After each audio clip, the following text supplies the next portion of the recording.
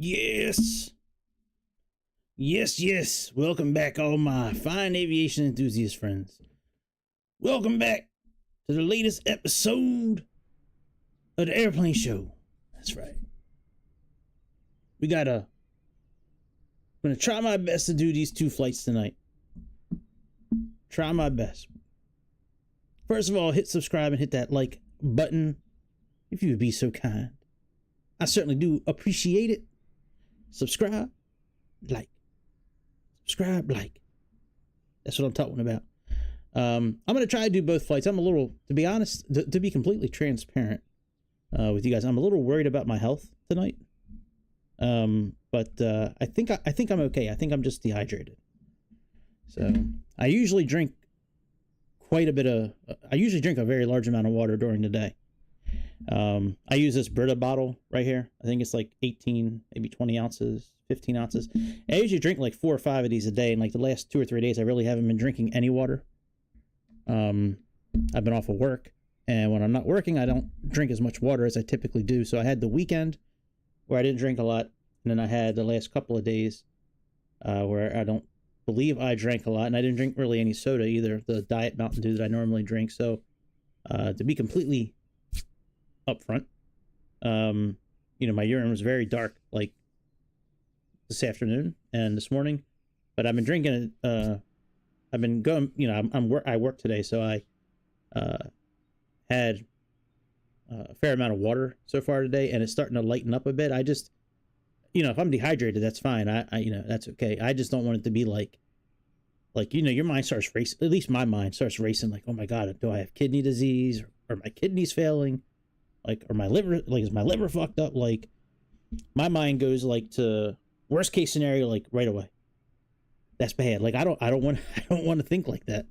I don't want to think of like worst case scenario, like right away. But that's how my mind is. And so anyway, so I think I'm okay. Like, I don't have like any other symptoms. Like, I don't have like shortness of breath, or yellowing of the skin, or body retaining fluid. Like, I don't have like any other symptoms, but just it was really dark and cloudy. Last time it was like that. Last time it was a different color. I had kidney stones. That was like 20 years ago, but it almost looked like Kool-Aid. Like, it was like really like bright pink, and I was like, oh my God, what the fuck? Like, I think, back then, I think I drank Kool-Aid or fruit punch that day, so I thought it was the fruit punch. But yeah, that was the last time I had that. I've had dark urine in the past, and it was because I was dehydrated. But look, I'm getting older. I'm 46. I'm overweight. I vape. I don't move a lot during the day because I sit down most of the time for work. So, I have some health risks, and it concerned me. At first, I thought it was one of my kids today. So I started blaming them for not flushing the toilet. And then when I went to the bathroom again recently, it was a little lighter this evening after I drank a bit of water. So I've now drank 2 of these bottles so far today, and a bottle of Diet Mountain Dew. Almost a bottle of Diet Mountain Dew. So I'm going to just drink water from here on out probably. But yeah, so let's jump in this Cessna CJ4. CJ4. Let me see what actually kind of camera angles they got up in this piece. So they got the usual for these small planes. Yeah, it looks like it. Yep, the usual for side to side, below and up top. All right, whatevs. It's all good.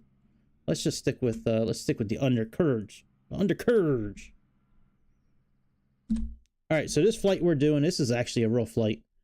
N12SS. It's taken off from Norwood Memorial in, I believe it's Massachusetts.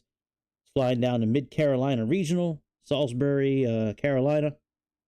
So let's go ahead and I think we're gonna have a decent amount to plug into the flight management computer. Unfortunately, let me look at the flight plan. I think we have a fair amount to plug in. Where is it at? Oh no, it's not as bad as I thought. Okay. Whew, I looked at the flight plan for a second. I was like, oh my God, that's a lot of waypoints. All right, let's go ahead and I like using the checklist. I like to make our co-pilot work for a living. So we're gonna get I don't know who's our co-pilot. Let's hear the voice. Parking brake. Giga Chad. Idle. Generator switches. On. Battery switch. On. Avionics master switch. Dispatch is down. Dispatch.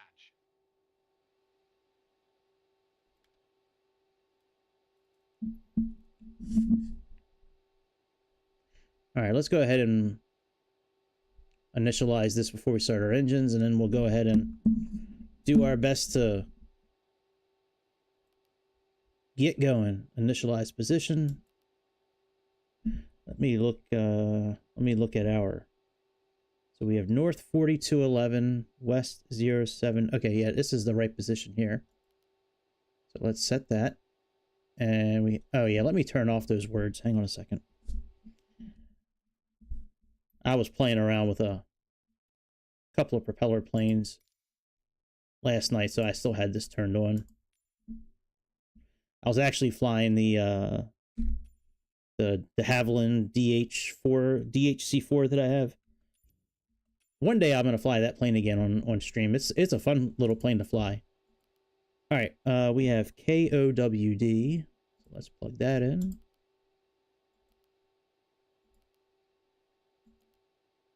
Key not active. Yay! Way to go. Yay! All right, let's put in our flight plan.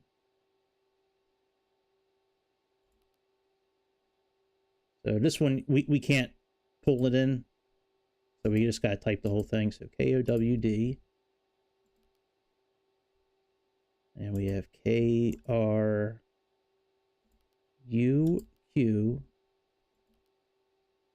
I didn't do an alternate. All right, flight number. We'll do, we'll just type our tail number in. Oh, no. Actually, this one's Yo Mama. Yo Mama. Yo Mama. All right. So let's click departure. We are doing runway 35, and we are doing OWD5. So let's execute that. Let's go back to flight plan. Ooh, OWD vector. I don't like that. We might get rid of that. Yeah, maybe we'll get rid of that takeoff, because I don't want let me see if I can put in Patsy. Let me see. PATSS.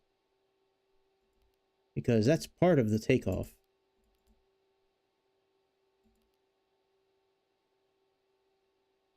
Okay, well, that's the same thing, so.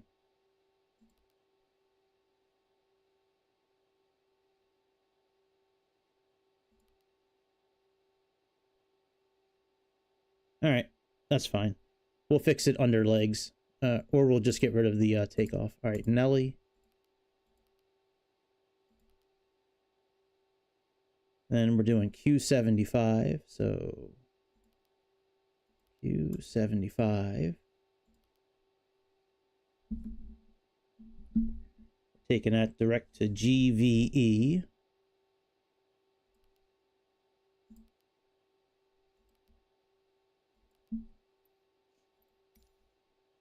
Then we're going NASCAR 4 LYH. Let me see. I think NASCAR 4 might. Let's click execute.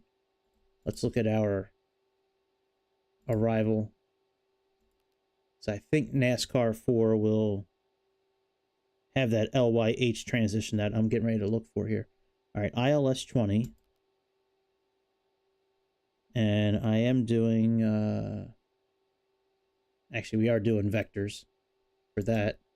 All right, NASCAR, yep, LYH. All right, execute. All right, let's go to legs here, and let's get rid of some of these vectors here. So let's click clear. Let's get rid of and execute. And now let's get rid of this discontinuity. Execute. And now let's go to the end.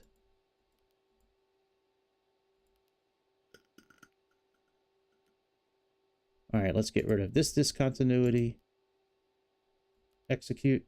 And now let's, yeah, So we're going to hit this NASCAR waypoint, and then we're going to go directly north over top of the airport, go up, do a procedure turn back towards the airport, and then land. Let's see here. Click this, and let's get rid of that. All right, very good. So that's all done. Our flight plan is in. Let's go back to index. I don't think weather works yet. Oh, you know, it might actually. Nope. Hey, what's up? It's actually been really beautiful. Really, really good weather the last few days. Yep. Real good weather. How's the weather over in your part of the world? Pretty good? All right, let's go to performance. Cruise altitude is 43,000 feet. Jesus. All right, flight level 430.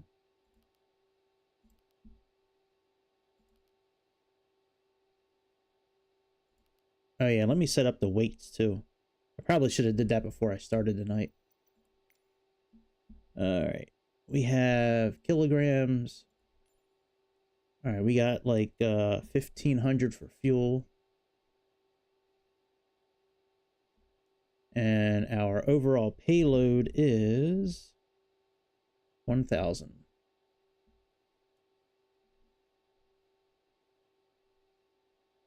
So let's see here. Our total takeoff weight is 7,104. All right, yeah, that's close enough. All right, let's do that. We got 3 passengers.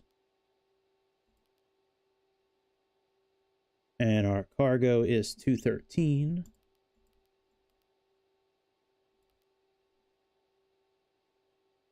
All right, let's go to takeoff. All right, it won't bring the wind in, so we got to get that from Navigraph. All right, let me get some runway information here. Let's get the slope of the runway. Yeah, it was cold here for a while, and then all of a sudden, spring just, like, popped. And now, like, the last few days, it's been really nice. But up until then, like, it was really, like, cold and wintry and just, ugh. But now it's been nice. Good weather. Everything's starting to bloom. All right, we got 29.98. We got... All right, we can leave that altimeter in. That's fine. We have 9 degrees Celsius. And the wind currently is 290 and 6 knots. So bearing 290 and 6 knots. All right, let's go next. This one. Let's do one for the flaps.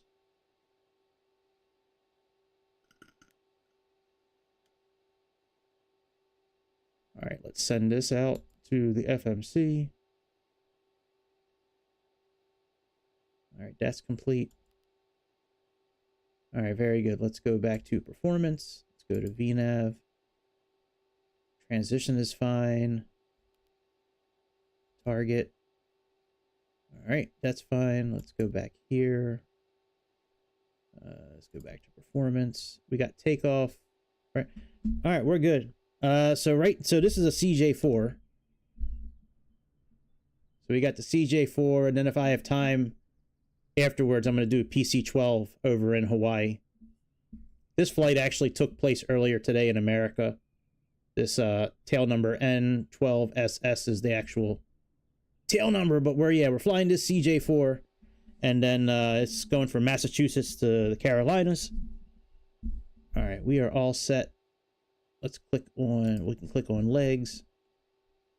Let's go ahead and get our engine started up, and then we'll get the rest of the avionics on and get out of here.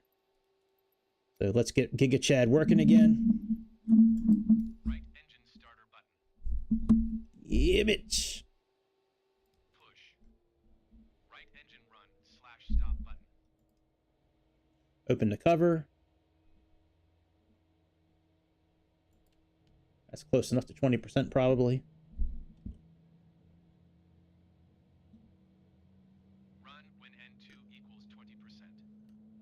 ITT and N1. Hey, what's up, Canadian Aviator? What's happening? Monitor. Left engine start.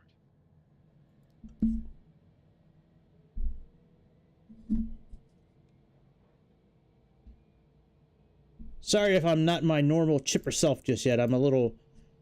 I don't know if anybody caught the very beginning, but I'm a little worried about my health tonight, to be honest. But I think I'm just dehydrated.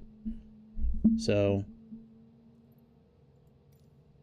You know, I'm 46, I'm overweight, I vape, and I don't move a lot because I do move a bit, but I'm not like that mobile because I sit down all day for work.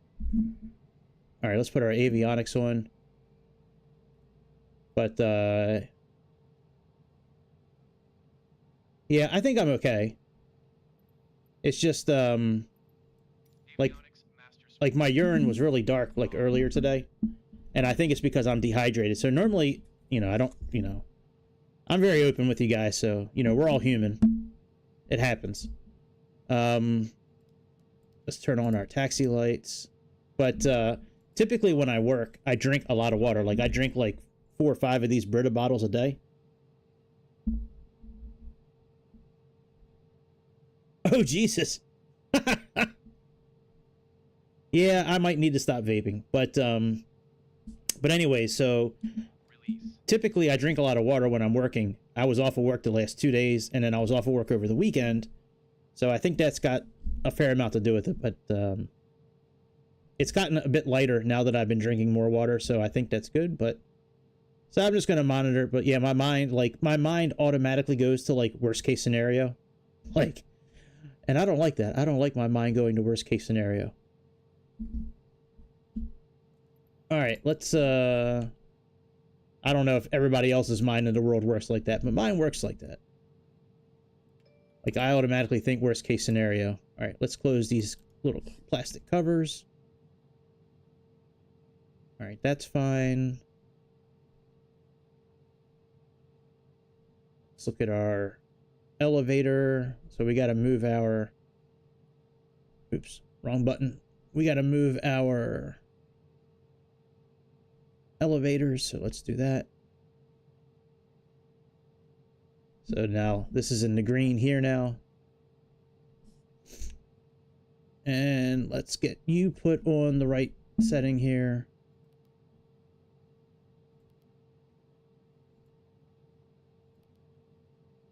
All right, takeoff and reference. Yep, that's good. All right, emergency lights. Let's get them taken care of. Where are they at again?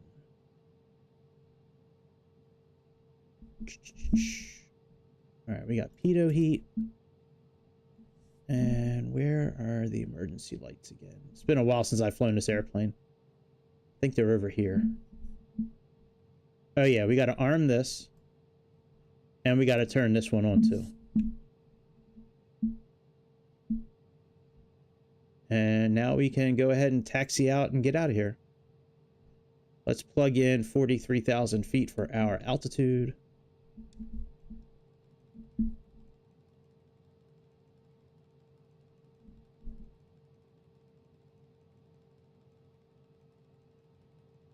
Is this the actual cockpit? I think. I've never been inside a CJ4, but I mean, I'm pretty sure this is kind of accurate. All right, put the flight director on. We got a little bit of overhead floodlight action.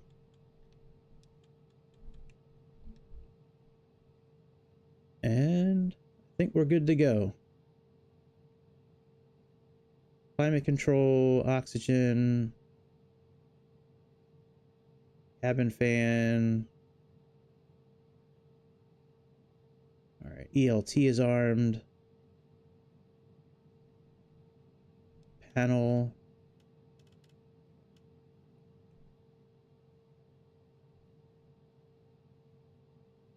All right, let's go get out of here.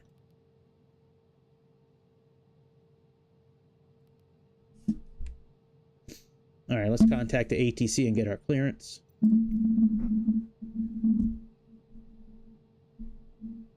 That's not happening, probably.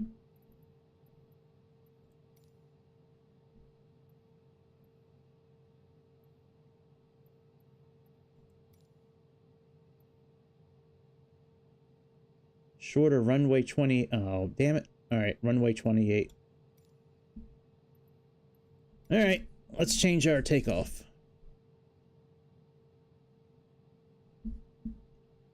Let's go back to departure. Let's plug in runway 28. Click execute, and let's go back to legs and get rid of the discontinuity and the vectors. And that, and execute. All right, very good. So that's all done. Our map's on 5. We need to change that. And let me see what the barometric pressure. Oh yeah, the barometric pressure is 1013 right now.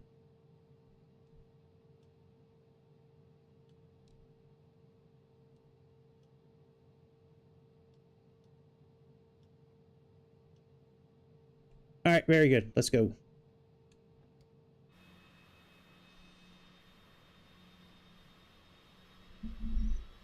Yeah, I think my health is okay. Like, I feel fine over, like, everything else about me feels fine. I'm sleeping good, you know, like, my body doesn't hurt. I'm not retaining fluid anywhere. My back doesn't hurt. Like, I don't have, like, I'm not getting sick. I'm not nauseous. But I know that I haven't drank a lot of water the last few days. And I really think that's it. Like I said, when I'm working, I drink a lot of water because I talk all day for a living. So I kind of get thirsty. So I drink a lot of water. I drink probably 60, 70 ounces of water a day most of the time or more. Plus I usually drink like, half a bottle or a regular size Diet Mountain Dew throughout the day. But yesterday I didn't work. Monday I didn't work. Sunday I didn't work. Sunday I know I didn't drink a lot because I was busy all day helping my mom. And then Saturday I didn't really drink a lot. So I think like Friday's the last day that I really drank my normal amount of fluids. And the rest of the time I didn't really drink a lot at all. So I think I just got dehydrated.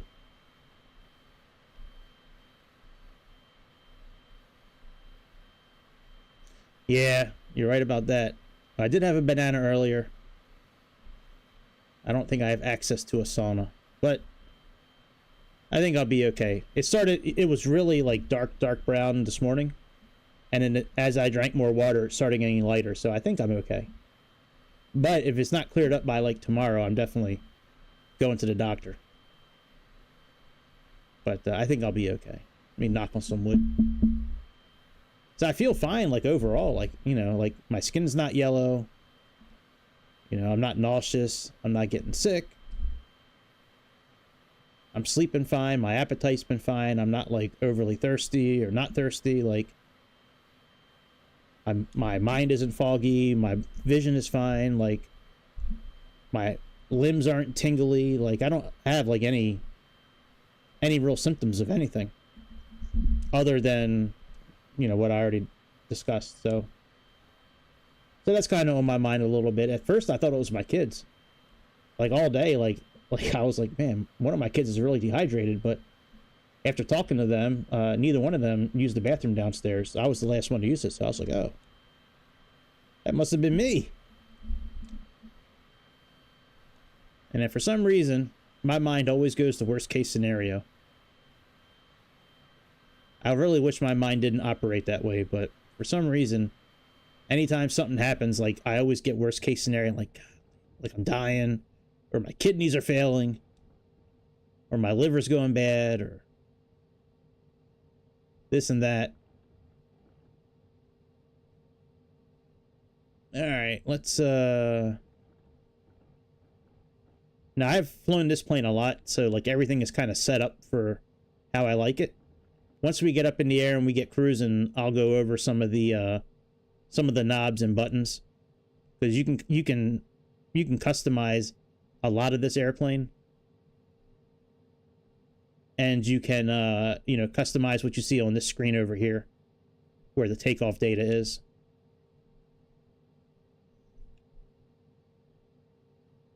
Yeah, hopefully, and then when we're done this flight, my plan is to jump into the PC-12 down in Hawaii, and we're going to do like a short little hop from Maui over to Honolulu. That's another real flight that took place earlier today. Sawtooth Aviation.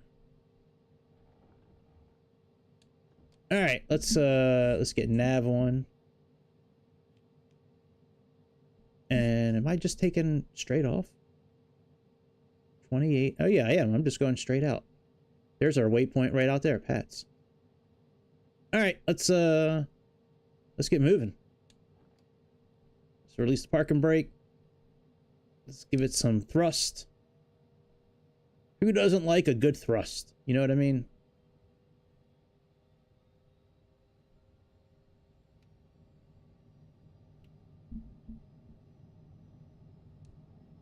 All right, we got takeoff thrust. I'm giving her all she got, Captain.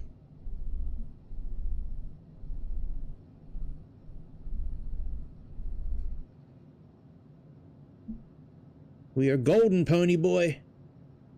All right, positive rate. Gear up. Yo, Alua, what's up, man? Welcome back. All right, let's pull our thrusters back a little bit to climb. And once we get over 1500, I'm going to go ahead and engage the autopilot. All right, let's turn on autopilot. And let's put on flight level control. And 240 is the recommended speed, so let's get a little 240 action up in here.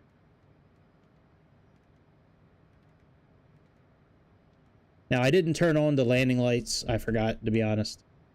I was running my mouth the whole time we were talking, but, you know, I guess you would want to put on the landing lights.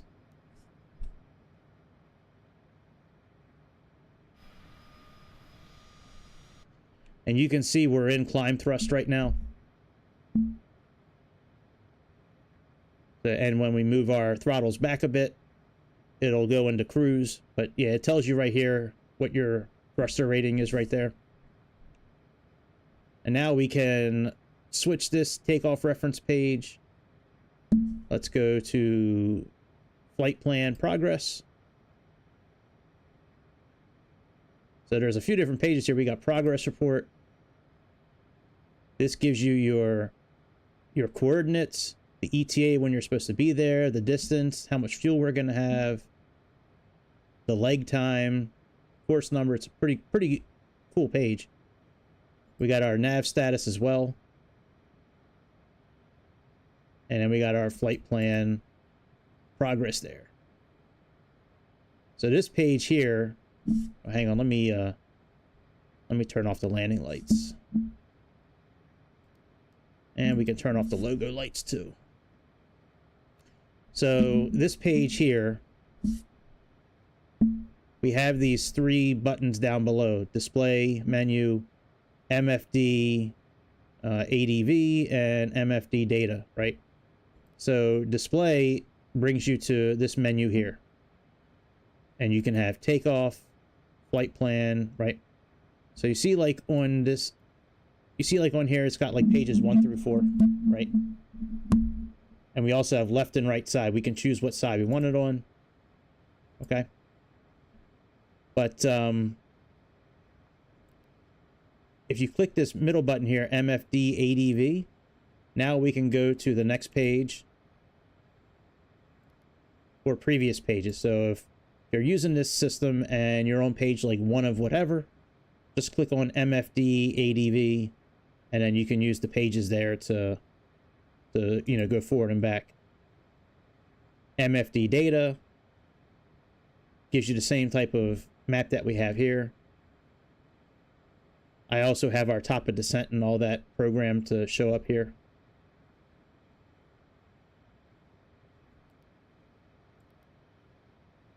All right, now let's go back here. So now we look here, right? Since we're in this map mode here, now since we go to display, now we can adjust the display. So Windows, I have VNav. That's this up here. We can turn on the different, you know, points of interest, nav aids. We can put our speed on, altitude. We can display it on the multifunctional display, the primary display. You click the next button. You can put on, you know, an altitude ring, missed approach, NDB. So you can really customize what you see on this screen there. Like we can take out the nav aids. There we go. So, and if you click on it again, I'm sorry. If you click on this data now you can go back to where we were at before. So it's very cool.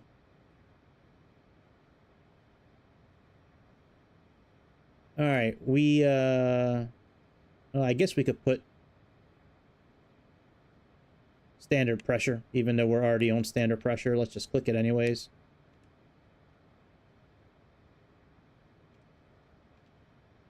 All right, now that says standard. Yeah, this jet is, I like this livery, man. This livery is dope.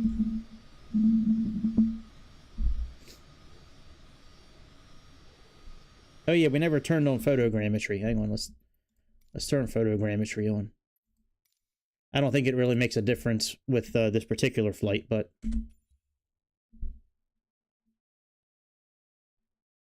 yeah, this is an easy plane to fly. It's easy to start up. The FMC is pretty straightforward. There's a fair amount of hidden features with this plane, like with the navigating to different screens and things like that. But once you kind of get used to the process of it, it becomes pretty simple at that point. Come on, bitch. Let's go. Yeah. Yeah, bitch. Come on. There we go.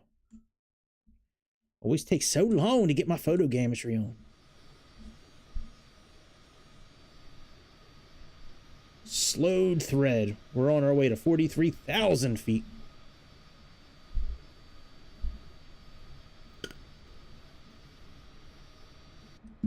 All right, let's kind of review this primary flight display here, right? So you have this PFD menu button. If you click it, you can see we have all these choices, right? In order to operate those, we need to use these buttons here. Okay? So if you push it, you can use the big wheel to go over top of any option you want to choose, okay? So let's say you want to go to, like, the barometer setting, right? If you click this button here, you can now go to the barometer, okay? If you want to go to references, you just click on the little one here, and now you can adjust your V speeds, your minimums, you know, all that kind of stuff. Oh, hey, the usual suspects are in the house. What's up, y'all? So I actually want to change that, though. That barometer, man. Yeah, thanks for spamming the chat, guys. What's up, man? What's up? All right, let's change that barometer, actually, that reference there. It's on 2400 right now. So now let's use the big button again. Let's scroll down here, and now let's go ahead and start adjusting this. This should be down to like 200.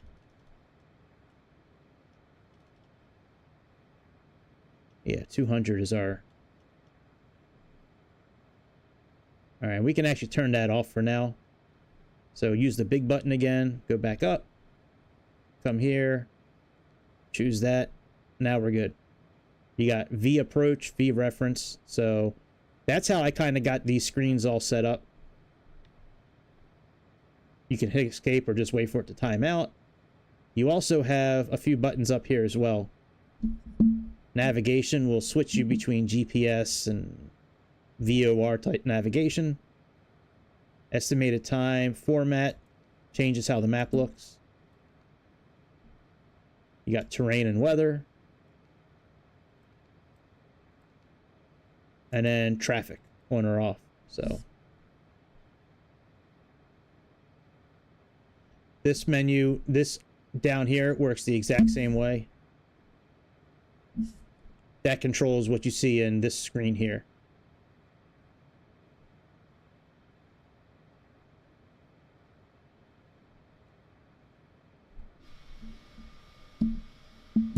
Hey, did you see my video short on zombies in the Concorde? I made a short from the last Concorde video of checking out the zombies after the flight. They were all hammered on whatever that fake alcohol is they have in the back of the Concorde. Yeah, I'm doing all right. I wasn't sure if I was going to stream or not tonight, man. I was just explaining in the beginning of the stream that I'm a little worried about my health, but I think I'm okay. I think I'm dehydrated. So I'm keeping an eye on things, but I feel 100%. I just my mind automatically goes to worst case scenario anytime something is a little wrong. But I think I'm just dehydrated. I usually drink like 4 of these Brita filtered bottles. Yeah, the shorts do, man. They do get a fair amount of people looking. That's for sure. That was a good idea. I appreciate that.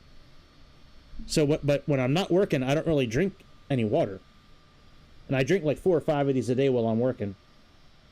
But I was off yesterday. I was off Monday. I was off Saturday and Sunday. That's 4 days in a row. I didn't really drink anything. So I think I'm just dehydrated. My, to be 100% like I was earlier, I haven't seen it in, the marketplace for Xbox yet. The only C-130 I see from Captain Sim is just the exterior. I haven't seen the full version yet. I've been looking for it. I actually looked for it right before this flight tonight, but I haven't seen it yet. I am going to buy that helicopter, though, that I've been talking about. The last couple of days, the one I've been talking about. I wrote it down. I want to study it a little bit before I buy it. It's, what did I do with the note? That I had the note written on? It might have fallen. Oh, here it is. Yeah, I didn't think it was in the marketplace yet. Yeah, the CS222 UT by Cowan Sim. That helicopter I showed at the end of yesterday's video. That helicopter is awesome looking. But I want to do some reading on it first, and when I have time to actually fly it and try to learn it. But I haven't bought it yet. But I think that's going to be my next purchase, is that helicopter. That helicopter looks really cool. I'm gonna catch you, bitch. Man, he is really descending pretty fast.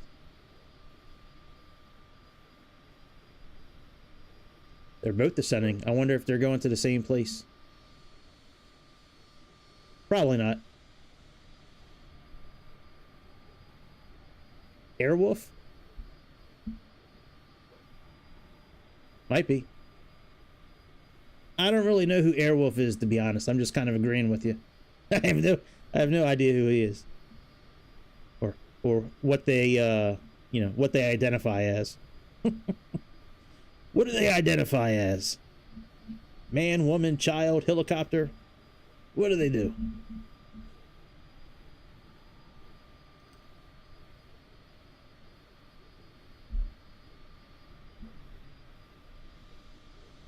Wonder what part of the country we're over right now.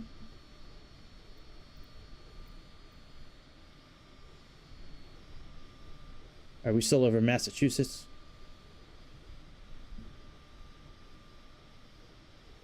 Oh. Bradley International, Windsor Locks, Connecticut. All right.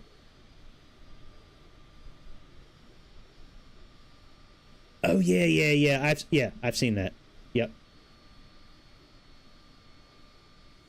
Yeah, I'm familiar with that. Yep.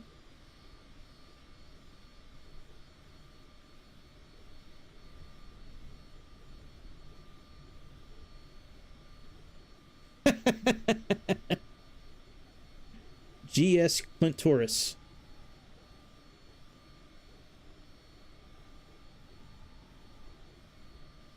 Jugador.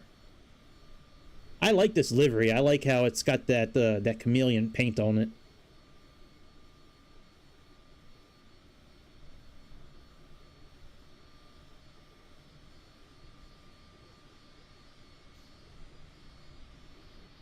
Yep, so we finish this flight up, and then if there's time, I'm going to do that PC-12. That PC-12 flight won't take long at all.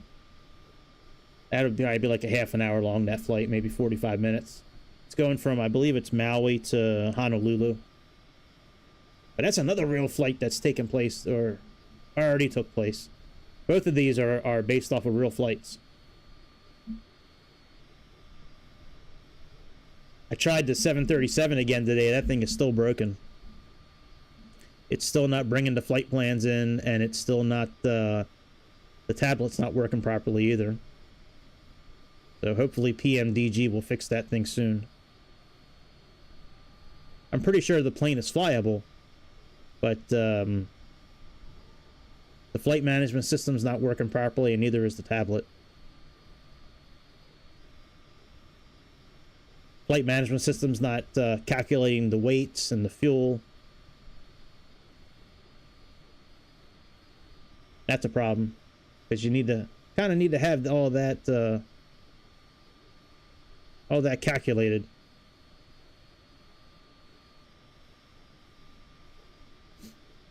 Man, I've been watching the a little bit of the Daybell trial with this guy that helped this woman kill her 2 kids. Been watching that trial, and then there's another trial I started watching today where this former, I think he was a Marine, killed a police officer, but they say it was self-defense, but I don't know, man. Like, I just started, I tried to listen to that as much as I could today, but it was tough. I was really busy at work today. Hey, that's cool. Yep, I had to fly that A3, the Neo yesterday, because I had somebody trying to bash me on the comments. So, I read that comment. I said, that thing makes no damn sense what he said. I was like, if you're going to bash me, come correct at me.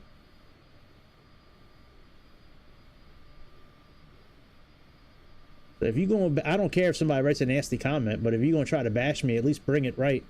I'm correct. Like, don't sound stupid because your comment is stupid.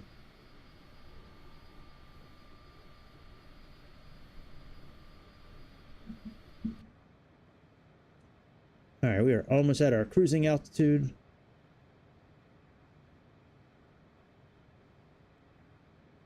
Let me see what it says our speed is supposed to be, our Mach speed. So we are supposed to be at Mach 0.75. So let me change this a bit.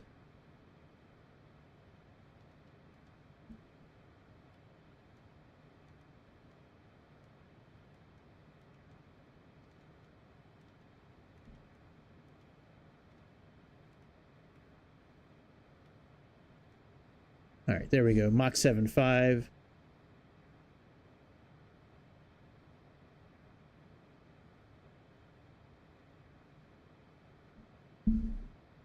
Canadian Aviator is the regular Aviator kid. He just changed his name. Whatever Aviation No Cap was before, that's now Canadian Aviator.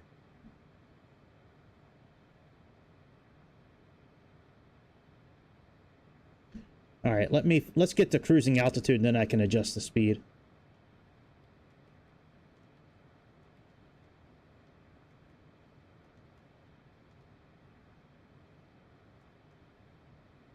Let's finish getting to our altitude first. Yep. Yeah, I didn't know that either.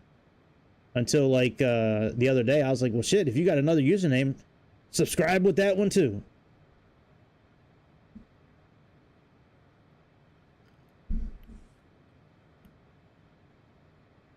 All right, we'll level off here, and then we will get up to our correct speed.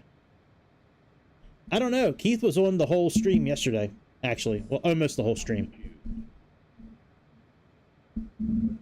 He might be busy, man. Yeah, I was, since I was off yesterday, I had a little bit of time in the afternoon, so I did a flight yesterday afternoon, and he was on the whole time, hanging out the whole time. It's cool. It was really, I think, just him for, like, the most part. And this other dude from Lagos got on, and he was pretty amusing. He didn't make a whole lot of sense, so it was kind of fun talking to him. Keith and I were like, what the hell is he talking about? I was just agreeing with a lot of what he was saying. I really had no idea what he was talking about.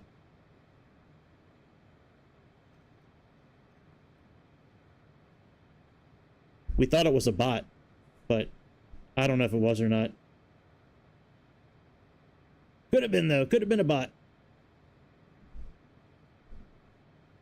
Or it could have been somebody that, you know, just doesn't speak English that well. But he said he was a pilot. And if you're a pilot, I don't care what part of the world you're in. If you're a pilot, you know English.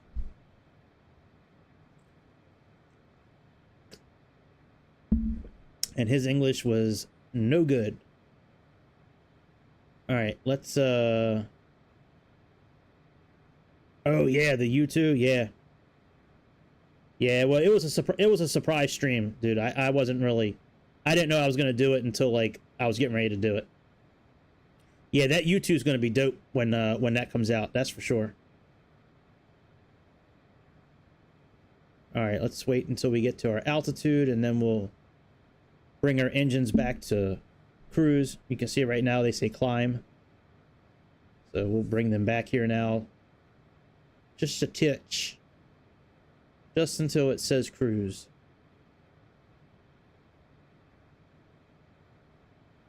There we go.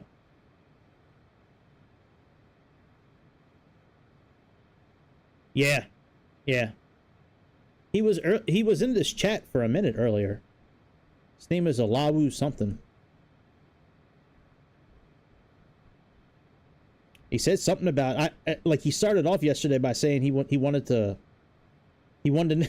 that's right. Yesterday he started off by asking what app I'm using. It might have been, I don't know. He said he was from Lagos. So I don't think Lagos is near Brazil. I thought Lagos was like over in Africa somewhere. I could be wrong. You know, I'm not always that good with you know, like some countries around the world, like as far as knowing where they're at, but I could have sworn Lagos, Lagos. I could have sworn that was over in Africa. Yeah, that's what I thought. Right. But yeah, he started off yesterday by asking me where he can get this app. And I was like, what app? And he's like, you know, the flying app. And I'm like, oh, yeah, the flying app. Yeah, no, it's not an app.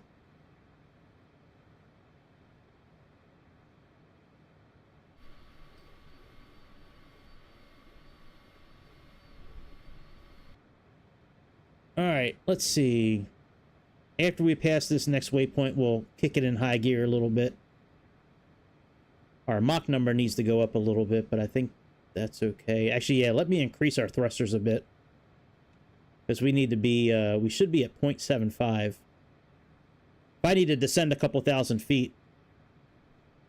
Yeah, I don't think he's a pilot either. If you go back to yesterday's stream and look at the comments that he was writing, like I don't think he's... Yeah, I don't think he's a pilot either. Like I said, I don't care what part of the universe you're from. If you're a pilot, you know English.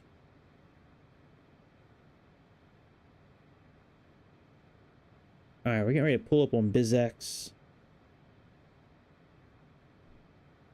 So that's over... That's getting close to New York.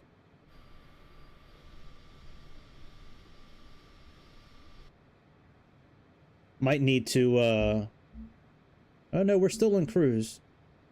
And we're at Mach 0.7 and climbing a little bit. I think we're right on the threshold of cruise and and climb, to be honest. I don't know if I really want to try moving the throttle up anymore, so we'll just leave that there. We got about an hour until descent, but that's not really what's going to happen. We'll go ahead and kick this into high gear here in a minute after we pass BizX. Because after that, it's kind of a straight shot over New York. And then we don't turn again, really, until we get... Yeah, it doesn't look like we make another turn until we get, like, Virginia. It looks like we're... Oh, no, over Delaware. Over Maryland, we make a little bit of a turn. Right near Baltimore City.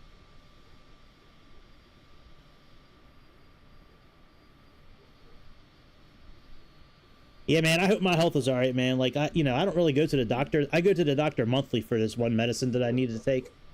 But, like, other than that, like, I don't really go to the doctor. But, you know, I'm overweight, I'm 46, and I vape. And I sit down a lot for a living. I guess that's his name, man. I'm not trying to dox the dude, bro. Like, I think. Hang on. He's in the beginning. He's in the chat from the beginning of the stream here. Yeah.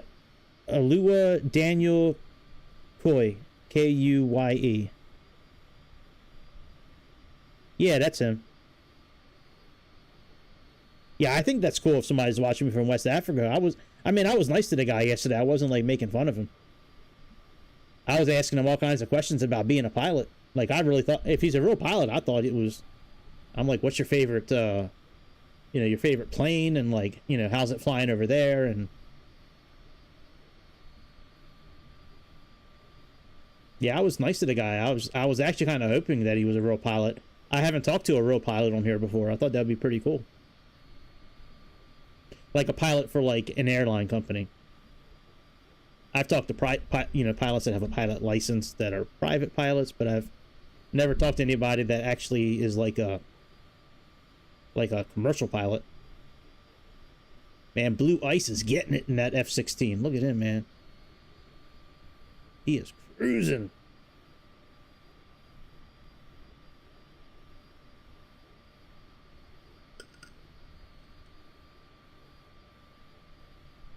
I think the next flight I'm going to take, like, the Dreamliner or the 748. And we're just going to cruise at, like, 1,000 feet above ground for the whole flight. I really want to do that. Instead of doing a normal climbing, just stop at, like, 1,000 or 2,000 feet and just... We'll fly at that height for the whole flight.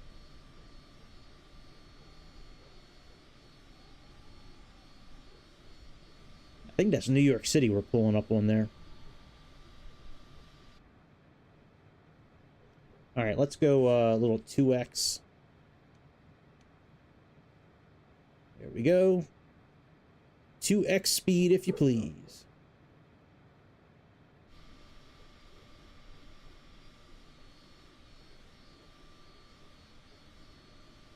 Yeah, I've been thinking about doing that for like a couple of weeks now. I think that would be really cool. Or take some sort of plane and, like, fly, like, over Everest. Or try to land on Everest or something. I think that would be cool, trying to land on Mount Everest.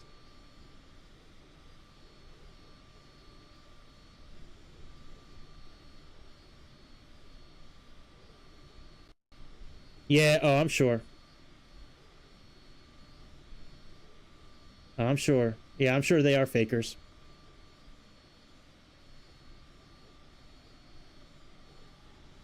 Yeah, oh yeah, I could do that with a helicopter. Or a small propeller plane.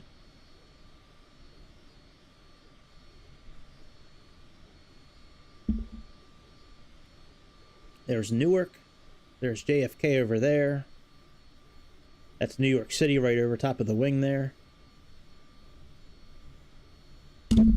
That's Ellis Island. Right there.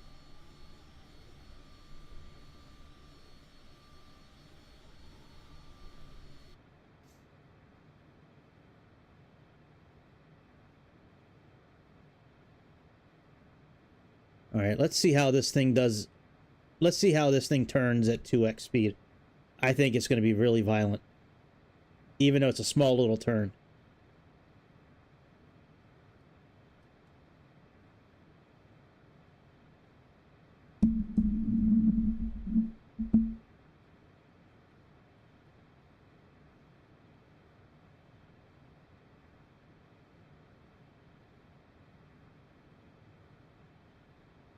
What runway are you talking about?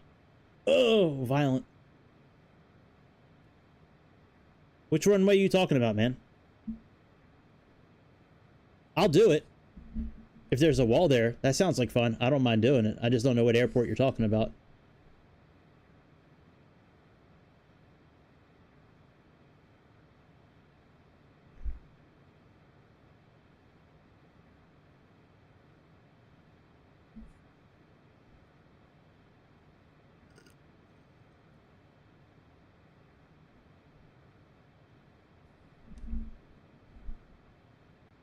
Oh yeah, no, I've landed at that airport before.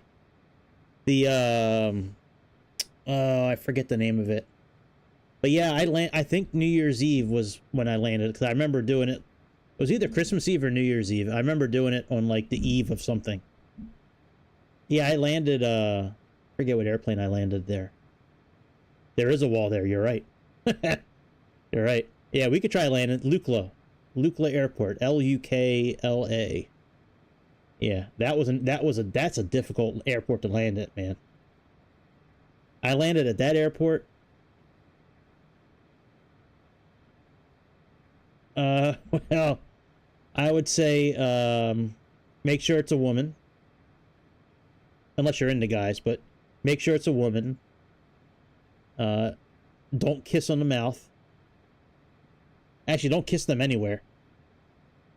So make sure it's a woman. Don't kiss them anywhere. Make sure they don't steal anything from you. And wear protection for everything. Other than that, you have my blessing.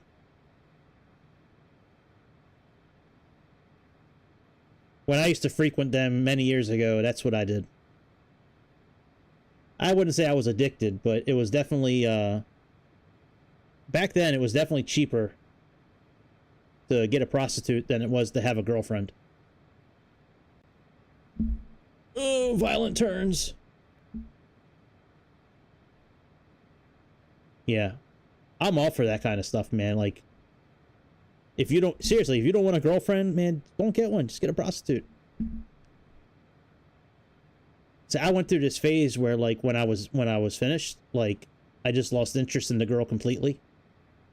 And it's so awkward, like, trying to leave or having them leave or not touching them afterwards, or like, I went through this phase where, like, I just was like, ugh. Just like, so yeah.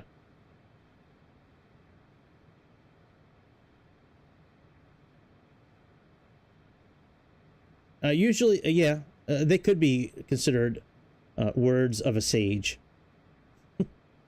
It usually is cheaper, to be honest, to get a prostitute. It's really cheaper, though, just to get a slice of pizza and just eat that and then take matters into your own hand. And then you saved a bunch of money and you ate a great slice of pizza.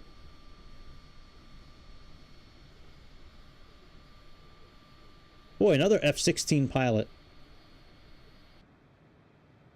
I didn't think flying that plane was that fun on here, but I guess it is. Alright, let me slow down to regular speed because we're getting ready to make this turn. Alright, we got about a half an hour until the top of our descent. We're making pretty good time. Yeah, I don't know. Maybe it's just me, but I lose interest in women very quickly after I slept with them. I wasn't always like that. But as I've gotten older, I just, you know, I don't know. I just don't feel like talking to him afterwards. Like, I just want to go home or have you go home. Like, I'm good. We don't need to talk. We don't need to cuddle. We don't need to, you know, I can go to IKEA together and you can just go your way, I'll go my way. And, you know, when you're ready, call me. When I'm ready, I'll call you. I guess if I found a person that I really enjoyed being, like, hanging out with, maybe that would change. But, you know, I've been in so many relationships over the years, some good, some horrible. And I just don't want to deal with bullshit and drama anymore. But I think if I found someone that I could actually be friends with as well, my mindset would probably change. I just haven't found that person. I found that person many years ago. We actually went to high school together, and then we started dating like 10 years ago, but that all stopped when I got full custody of my kids. I couldn't see her anymore as much as I used to, and yeah, it was just well, whatever.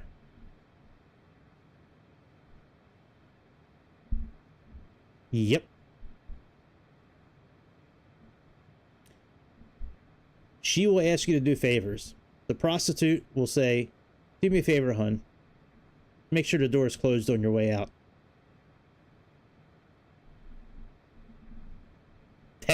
Magnum, that is very funny. My mom's best friend is a rich old bank manager who was recently widowed. Yeah, 70-year-old retired bank manager whose husband died, like, you know, beginning of this year or at the end of last year.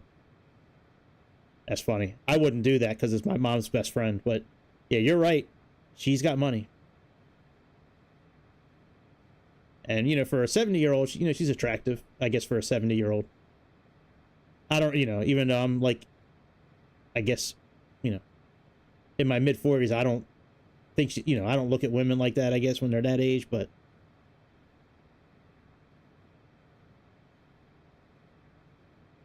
yeah, rich old bank manager. Magnum is speaking the truth.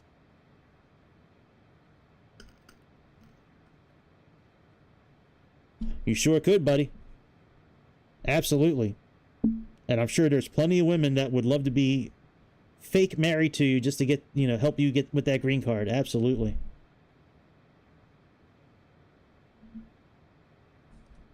All right, let me look at Henby. We need to be at 12,000 feet. Oh, we don't have Henby. We have, oh yeah, there's Henby. Hang on. Okay, Henby. We need to be at 13,000, at 12,000 feet. So let's plug in 12,000 feet. Let's see if this works. Execute. Well, that changes our top of descent by a few minutes.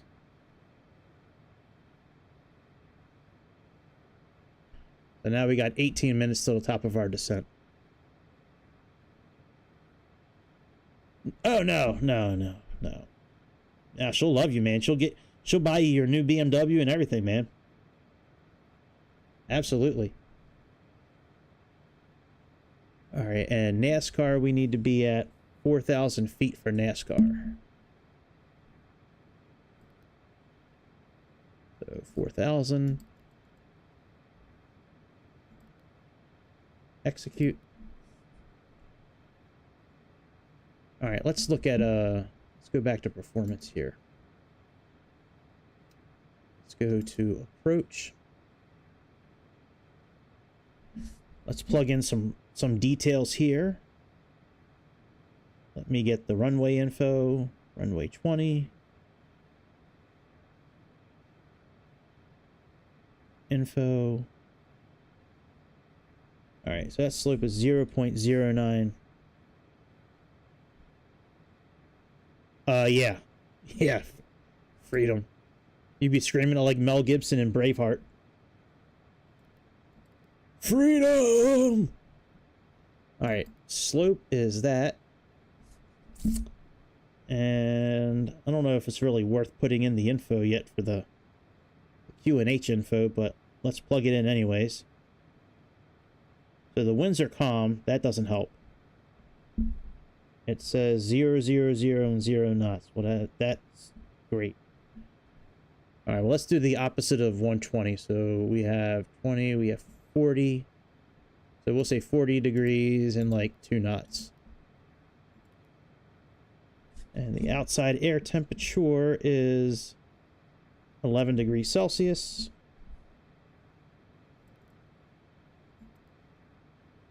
And it is 30.03 inches.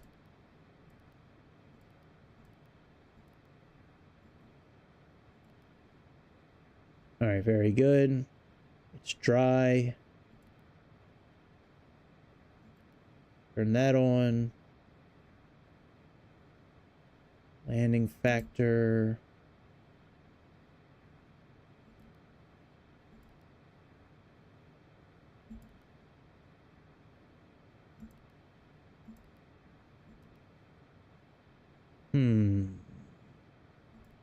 Let's do 1.25. Let's click send. All right, now our landing data is in. Let's go back to VNav. Let's look at that again. All right, 3% glide angle. All right, excellent. We are good. Our top of descent's coming up in about 15 minutes. Let's go ahead and plug in. Let's plug in that 12,000 altitude.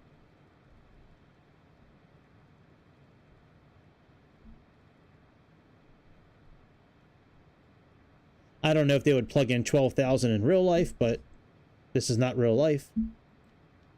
Let's click VNav for VPath. And when we get to top of descent, it will put us in that automatically. All right, let's pull our thrusters back just a touch, because we're getting a little fast on the Mach number there. Let me just pull it back just a touch. There we go. 2 clicks of the B button. And that should keep us closer to 0.75 instead of us continuing to increase. I'm okay if we go a little bit under. I just don't want to get too much faster. I don't want the alarm to go off for us overspeeding.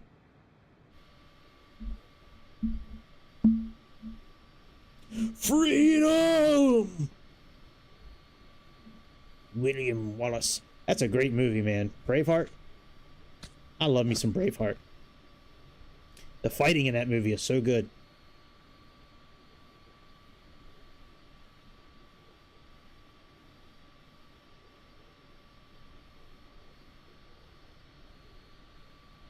Yeah. I think there's a B-52 already out, but it's not. It doesn't get very good reviews on at least on the marketplace. I wish we were able to write actual, like, I wish we could write actual reviews of the airplane on the marketplace instead of just giving it a star rating. It would be nice if we could actually, like, write an actual review. Yeah, I think if somebody could do a B-52, I think these military planes would be great if Microsoft would allow us to actually drop bombs or shoot guns and missiles. I would be all over more military planes. Like that Vulcan I bought, I was excited because I thought I could drop bombs with it, but not on Microsoft. They do not allow you to drop bombs. It is a bombless society here at Microsoft. No munitions.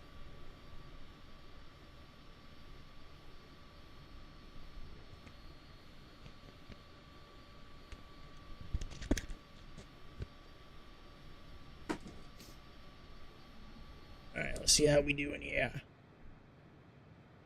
About 12 minutes.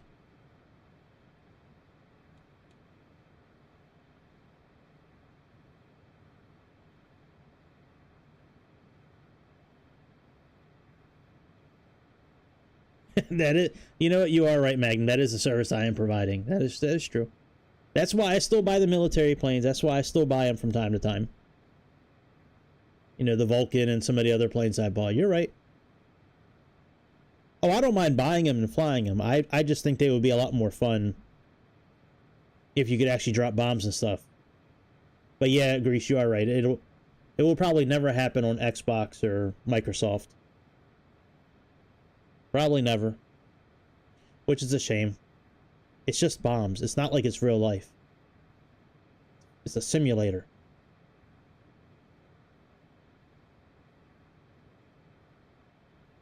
But I don't know. I guess they think if, you know, a 10-year-old gets in here and flies an Apache and shoots the guns that he's gonna, you know, blow up a school. I don't really see that math happening that way, but maybe they know something I don't. Which could be, because, you know, I'm not always very smart. A lot of times I'm a big idiot.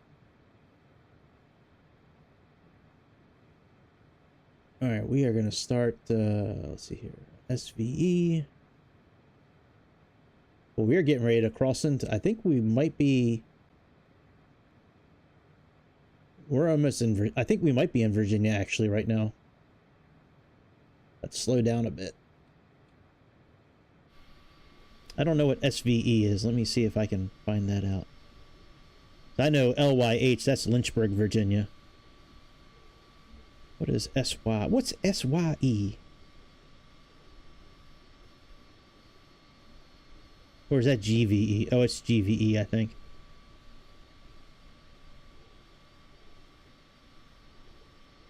Oh yeah, that is Virginia too. All right. So we're over Virginia.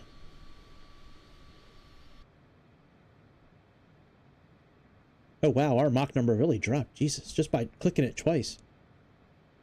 Wow. I didn't realize clicking it, just doing 2 clicks of the B button would drop our speed that much. It went down almost a half a Mach. A half a Mach. Nah, Lois, half a Mach. Alright, we just got a few minutes until we descend.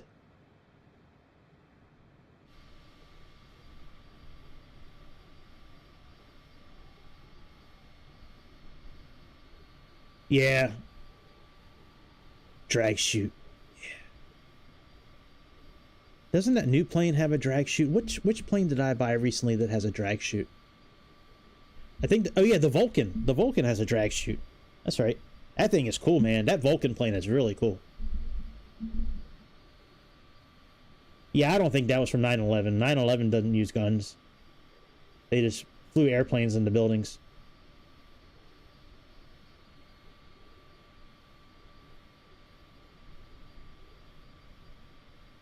I don't know if there's any other planes that I've seen on the simulator where it has a parachute that comes out of the back. There's gotta be. I'm sure there's other planes that are out there. I just haven't seen them.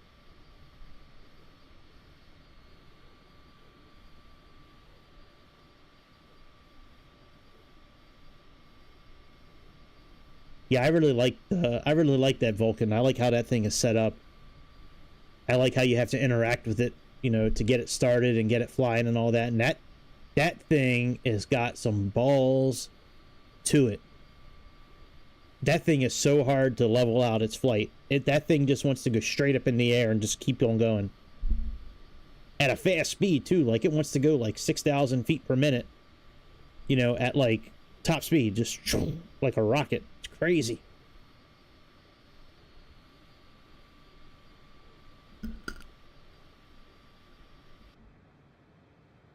Alright, there's our top of descent.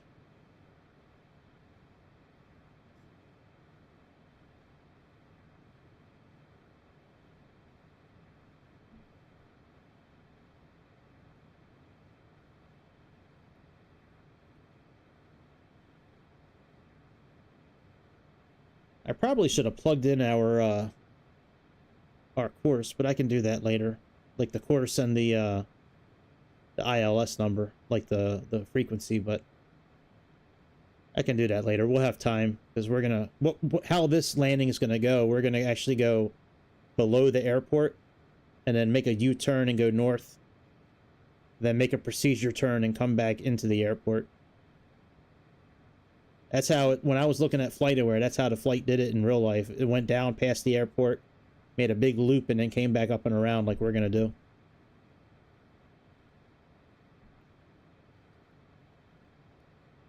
Alright, there's our indicator. Our VNAV indicator. We're gonna have to pull the throttle back here momentarily. Once this little diamond, this little pink diamond Dave, when it comes down to the middle yonder here, then we're gonna have to pull our throttles back so we don't overspeed and break our aircraft.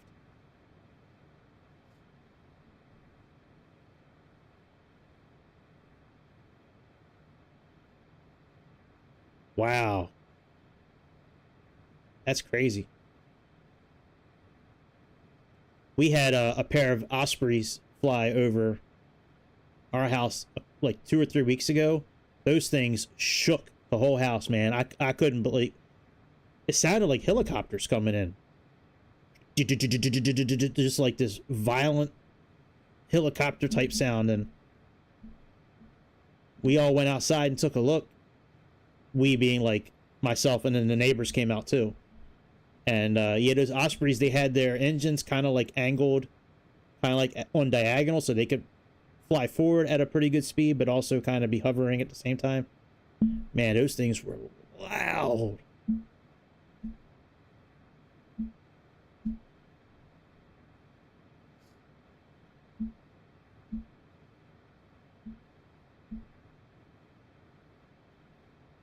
All right, still pulling the throttle back a little bit.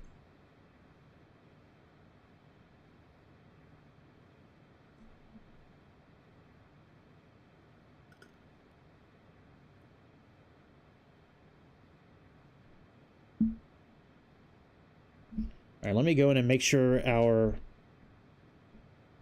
course is programmed here.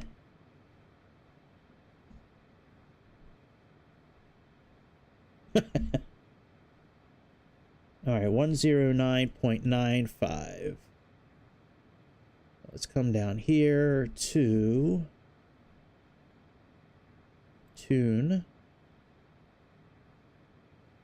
And we have 109.95.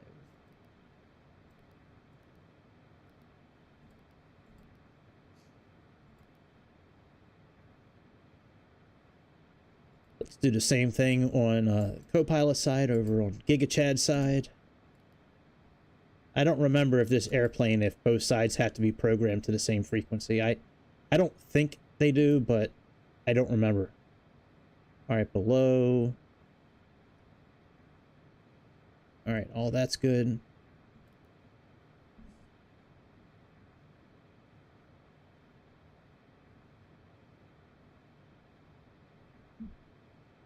And all that's fine. Yes, you're right. Yeah, we use emojis a lot during the day at work.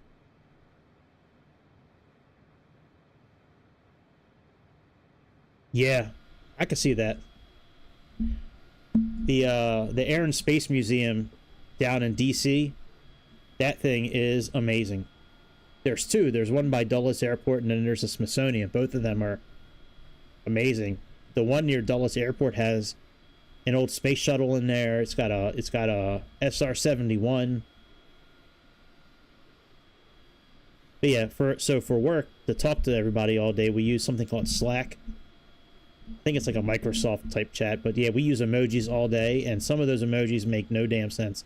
I'm glad, at least at work, when we use emojis, if you hover your mouse over it, it'll tell you what it is. So at least, like, you know, nobody's throwing the eggplant, you know, in there for, you know, like, you know, nobody's throwing the wrong kind of emoji in there.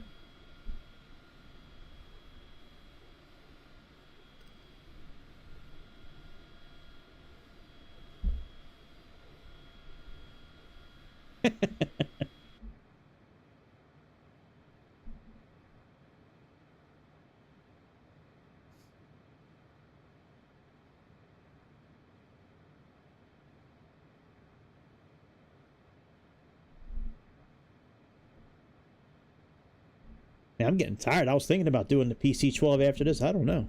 Kind of getting tired now. It was rough getting up for work today, man. Like, I slept really good. Like, I did not want to get up for work today. And being that I was off, like, the last 2 days, like, I was so busy all day getting caught up with stuff.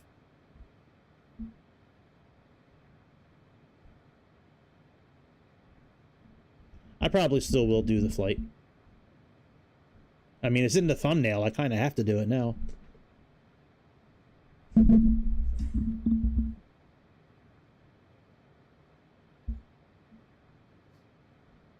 It's too late to make another thumbnail. It's already out there for everybody to see. All right, I'm going to start speeding up a little bit.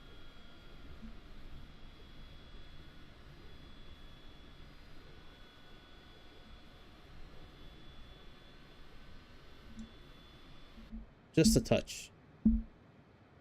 I don't want to go below 200. I want to get closer to 240 as we descend. So I just kicked up the throttle just a little bit.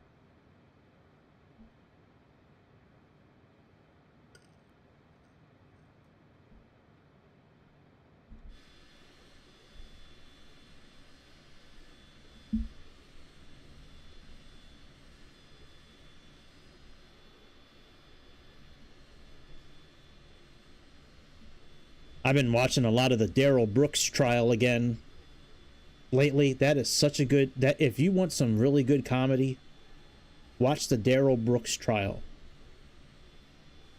Darrell Brooks, if you're not familiar with him, or even if you heard about it, you might not even have heard about it over in the other country. Oh, burgers, yeah. Yeah, we had roast that we turned into barbecue with some potatoes for dinner. But yeah, if you're not familiar with Darrell Brooks, that's the best kind of burgers. Them zombie burgers are delicious. Just the right amount of sodium. So Darrell Brooks, he drove his mother's Ford Escape through a Christmas parade. Hey, what's up, Keith? But yeah, I've been watching his trial. Again, I've watched it so many times. I just watch it for comedy. It's comedy gold watching him try to be his own attorney. But yeah, he killed 6 people, injured 70. Yeah, you just have to watch it. I won't do it justice by talking about it. But man, him representing himself and trying to act like an attorney, it's comedy gold.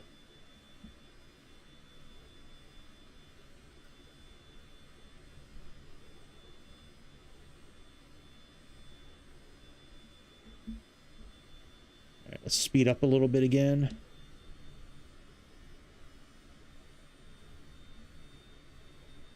What's good, Keith? What's good? We were asking about you earlier. We said, where's Keith? I said, Keith has the night off. He was working with me all day yesterday. Keith's off tonight.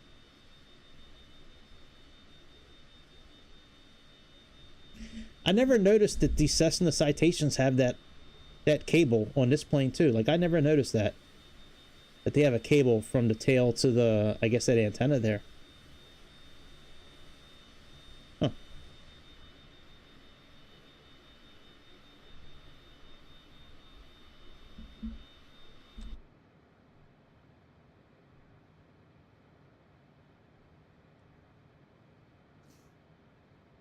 All right, let's give it a little more juice.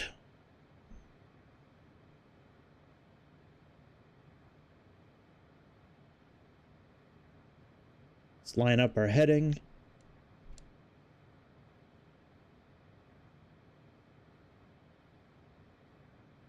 Oh yeah, he got life in prison. Yeah, life in prison without ever being able to be released for parole. He'll die in prison.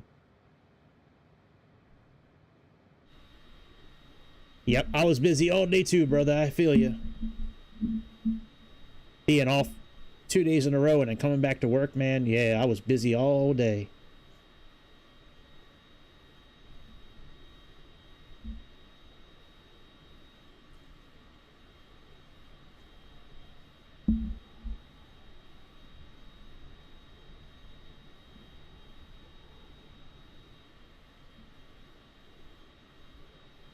Come on, speed, get up there.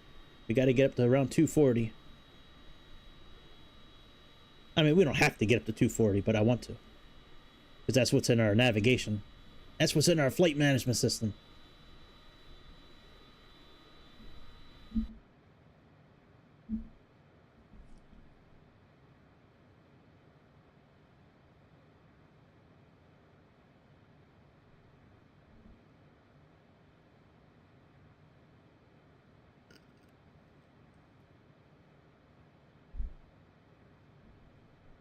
All right. We got 12,000 there. So we got about 10 minutes until we get to 12,000 feet.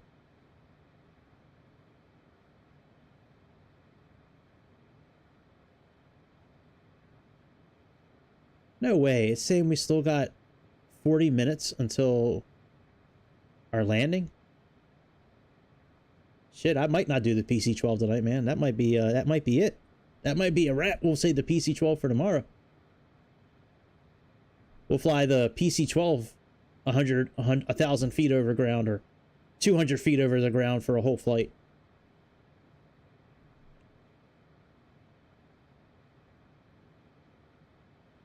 We'll see. We still might do it.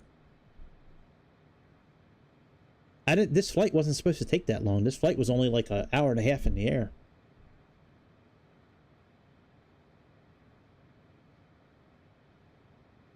Well, actually doing this is actually getting my mind off of the other things, so maybe I will do the other flight. I don't know. I'm leaning more towards doing the other flight. Just because it'll keep my mind from racing about, you know, all these things that could be going wrong right now. Yeah, I've seen, I don't remember if it was an A320 or the 737. But there's people that I've seen on YouTube that have filmed their home cockpits. It is crazy. Like there was one guy that built like a whole 737 cockpit in like a shed. And I mean, it's got all the switches, all the dials, all the screens. And then like for the windows, he's got these huge like monitors or TVs or whatever. And I mean, when he's sitting in there, it actually looks like you're sitting in a cockpit. It's got the right chair. I mean, everything is like, it's like an exact replica of a cockpit. He has so many computers, so many cables, so many programs running at one time to be able to do that. It's crazy. Then I saw, ooh, we're going a little fast now. Let's pull our throttle back. And then I saw another person who actually built like an A-10 Warthog cockpit, like in one of the rooms in his house. It was crazy. And the chair he was sitting in when he's piloting, the chair would actually move like in the direction that it should. So when he pulls the throttle back and goes up, the seat would go back. When he cranks it to the left, like he would turn, like he would go to the left too. Wild, man. It's wild that people have like that kind of money just to piss. Like, you know, I can't buy Thrustmasters right now because I can't afford that. And somebody can build a, you know, $80,000, you know, $150,000 cockpit or whatever it costs them, $500,000, $40,000, whatever. All right, what kind of message are we getting here? Unable, next altitude.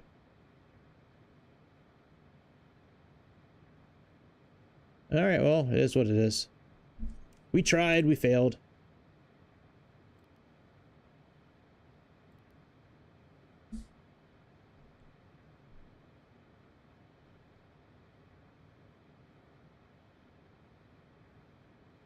I mean, I think we should be able to get close to 12,000 feet.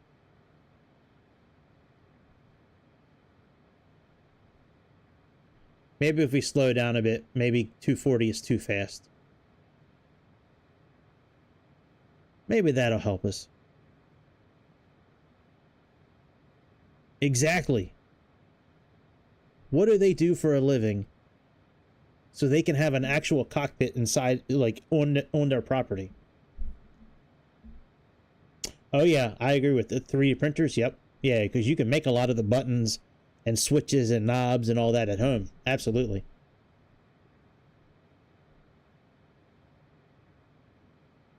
All right, let's continue to slow down a bit. Maybe that'll help get us to our proper altitude. All right, after that, I believe it's, what, 9,000? Let me see here.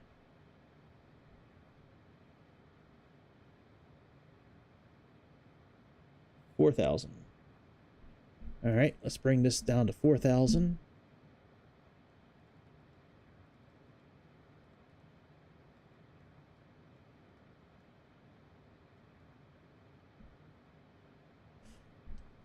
Now it's still magenta here because that's what's programmed in our flight management system, and we're in VNAV right now, so that's the VNAV altitude.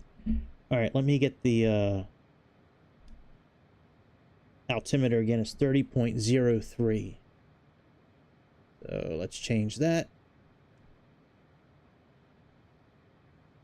That is 1017.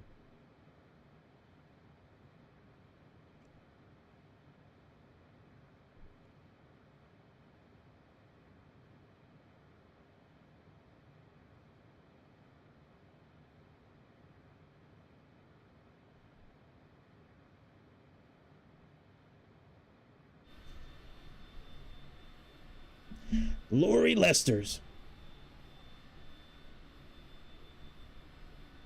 Oh yeah, who has the time? I mean, even if you had the money, like, who has the time to print hundreds of buttons? And then like, who do they get?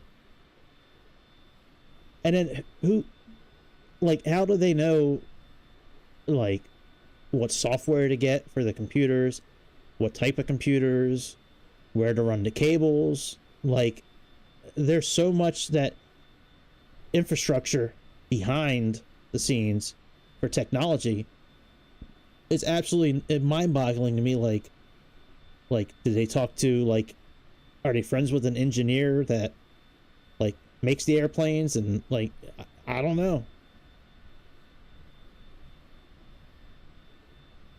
Well, you know, good for him. You know, I mean, seriously, like, you know, he worked his whole life. If he wants to spend his retirement on that and he enjoys it, that's awesome. Absolutely. That would be great, you know, to be able to retire and spend your money on what you want to spend it on. Spend it on something that you enjoy.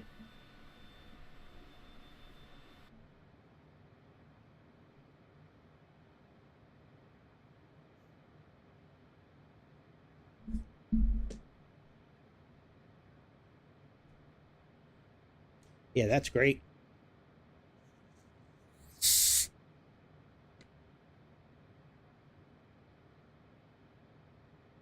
Hit subscribe and hit the like button. I know most of you guys have already, but I have to say it. Hit subscribe and hit like. Now I said it. Now we can move on. Drop the bottle cap. See if I can pick it up with my feet. If I can find the bottle cap. Where the hell did it go? There it is.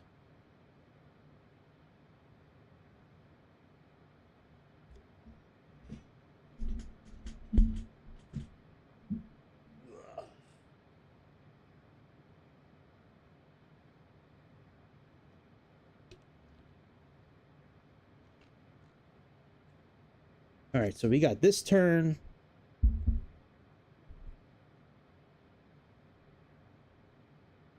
And then we're actually not too far from the airport. It says we're 122 miles. I find that hard to believe. I really do. I mean, that could be correct, but it like, I'm looking at Navigraph right now and it doesn't look like it's 120 some miles, but yeah, absolutely. It's awesome. Like, I never thought when I was growing up that games in general would be like where they're at right now. But yeah, but I mean, but even to, you know, I don't know, to be able to have a cockpit of a $1 million, you know, multi-million-dollar airliner, to be able to build that and have it, like, at your disposal is amazing. Like, you would have pulled, like, you know, 10-year-old Greg aside, you know, years ago, and be like, hey man, you know, when you're in your 40s, you can actually have a cockpit in your house. I'm like, bitch, please. There's no way.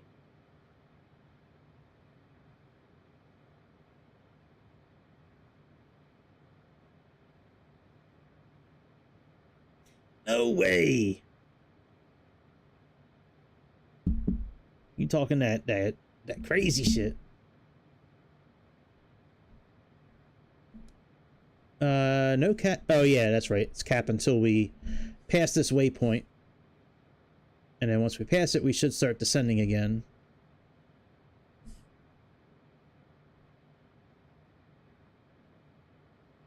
Yep, there we go. Now we're back to VNav, descending again, hopefully.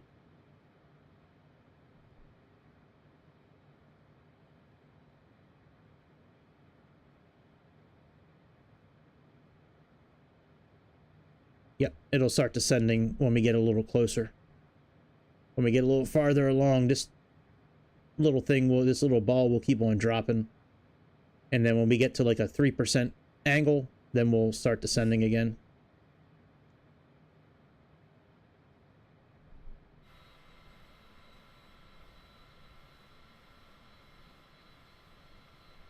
Good old North Carolina.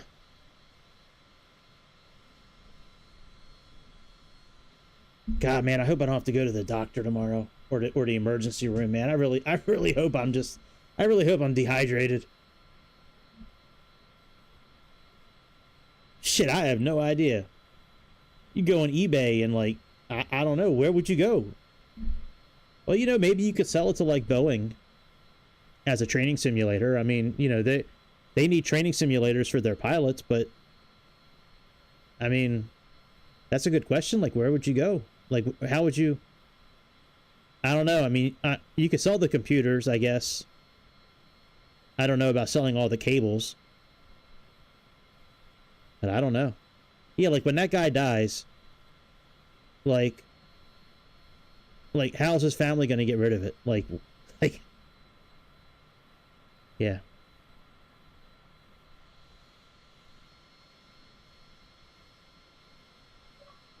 Oh, wrong button. Shit. I do that all the time. I hit the wrong button. I mean to go back into the cabin, and then I wind up taking a picture by accident.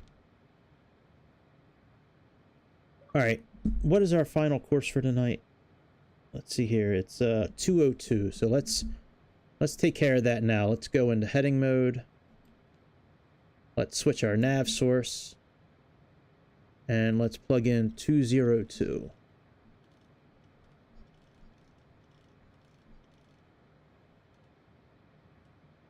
All right, that's 202. Let's go back to nav again, and let's click nav. There we go. And now we're all set for our landing, at least for the frequencies. All right, we got a few more minutes until top of descent again. So we get down to 4,000 feet.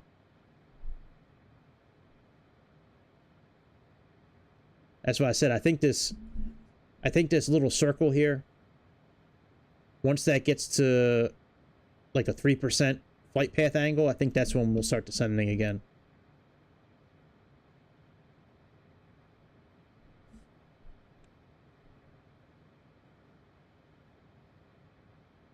Yeah. Oh yeah, you probably can. Absolutely. Buy like a Spitfire or some other plane from that era. Absolutely.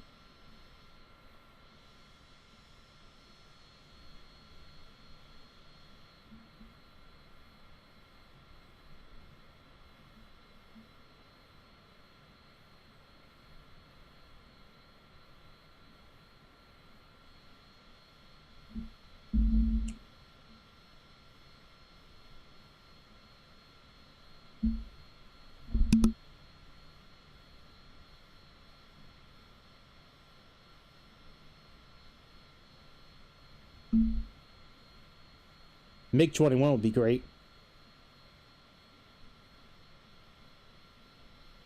I'd love to have like an F-15 or like a Strike Eagle. I think that would be awesome to have like an F-15 Strike Eagle. Oh, the F-4 Phantom would be great.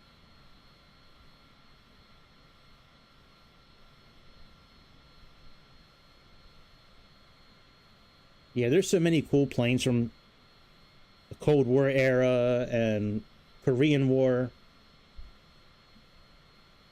I'd love to have an F-14 Tomcat. That would be my ultimate. Like that would, like if I could have any airplane ever, I would have an F-14 Tomcat.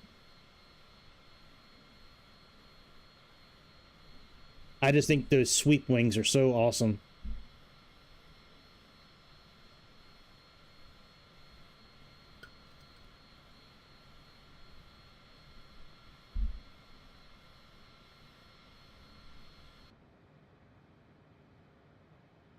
Alright, so we got this up here. What waypoint is this? So this is GSO coming up. Greensboro, North Carolina. Yeah, absolutely. What question? What question are you talking about? There's no question at all.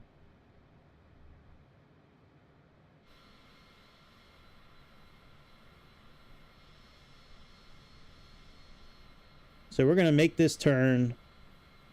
And we got about 34 miles until the end of our arrival. Then at the end of our arrival, we're going to head north. And then make a big U-turn to get our landing on.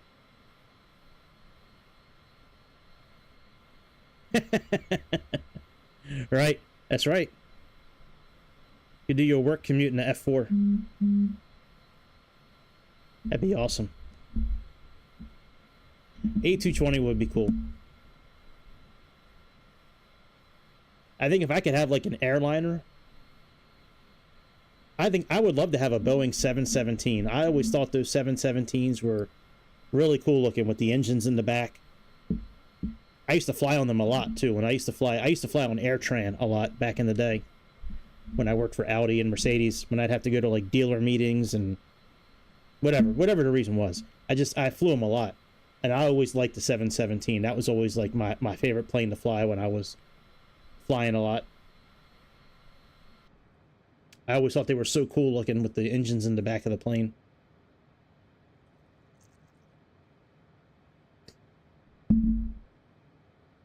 All right, there's our VNAV indicator again. Our little star. Daddy's little star. Oh, it's so cute.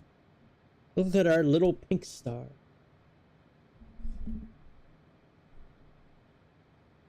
All right, let's start slowing down a bit again. Pull our thrusters back.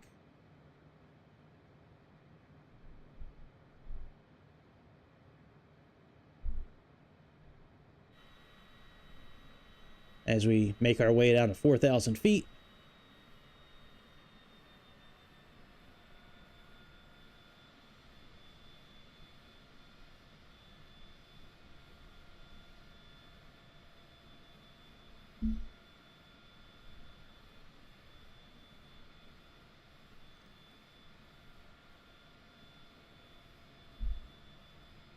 So look at all those little developments down there. Little subdivisions. Good Rush song, by the way, if you like Rush. Yeah, it basically is an MD-80. You're right. Yeah. Yeah, Subdivisions. Very good song by Rush.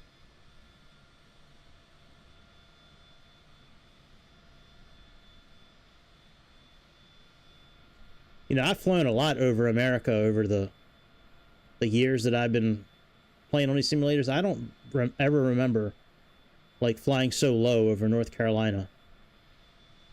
I know I've flown out of Charlotte a couple of times, but like as far as like landing, I don't think I've ever landed on purpose, at least, at an airport in the Carolinas. Myrtle Beach, yes, and taking off from Charlotte, but other than that, this is North Carolina, not South Carolina, so Myrtle Beach is in South Carolina, on the beach. Hence the name Myrtle Beach.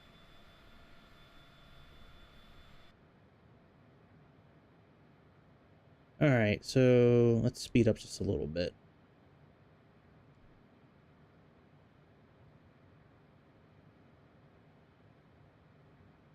Not much, just a little bit.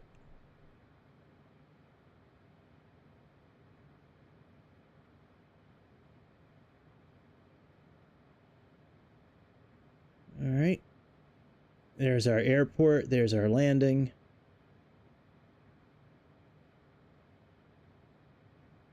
Now that will fly, you know, with like heading mode and localizers and all that once we get to the end of this. So we have Ponte, then NASCAR. Actually, let me bring up our landing information here. And that's takeoff, so let's go to the next page. So let's go MFD ADV and click on next page, and there we go.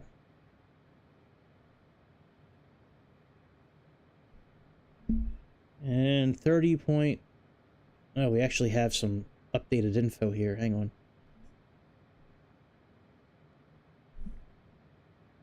Performance. Approach. So it's actually 1018 now.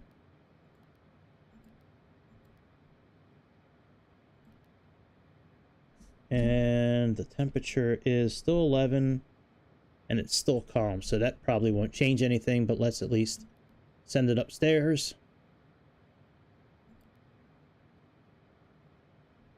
All right, that's sent upstairs now.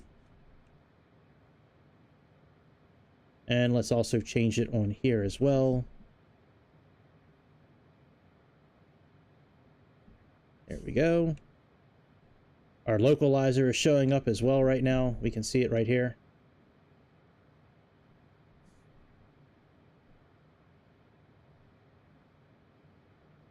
That's because we have the preset right here set for localizer.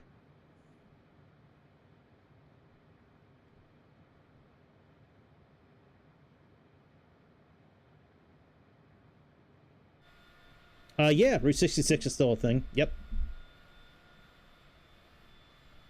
I don't know if it has like the same meaning that it used to have, but yeah, I mean that's still a thing. And oh yeah, I could understand that, dude. I mean, like the UK is, you know, a good sized island, but it's not like America where it's like way bigger. Like, oh, it's not really America anymore. You know, it's not really, when you don't have borders, it's not really a, you know, it's hard to have a country when you have no borders. You kind of need a border, 4 borders to have a country. When you don't have a border, you don't have a country.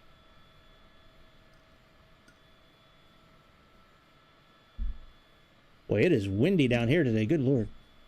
I don't know why it's saying it's calm. We got some turbulence. So I bet you this little blue diamond showing up here, I bet you that's for the glide slope. It's just a little bit of an educated guess there. All right, let's go ahead and put on our landing lights and our logo lights.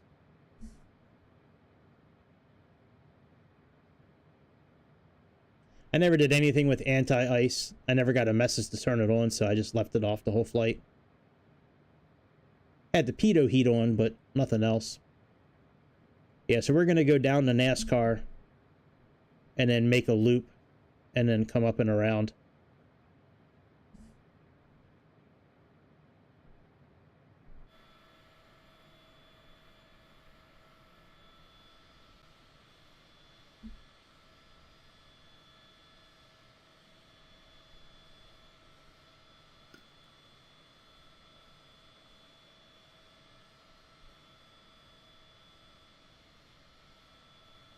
Yes. A lot of countries around the world are offspring of the UK. No, Australia doesn't like to, they don't like to talk about it at all.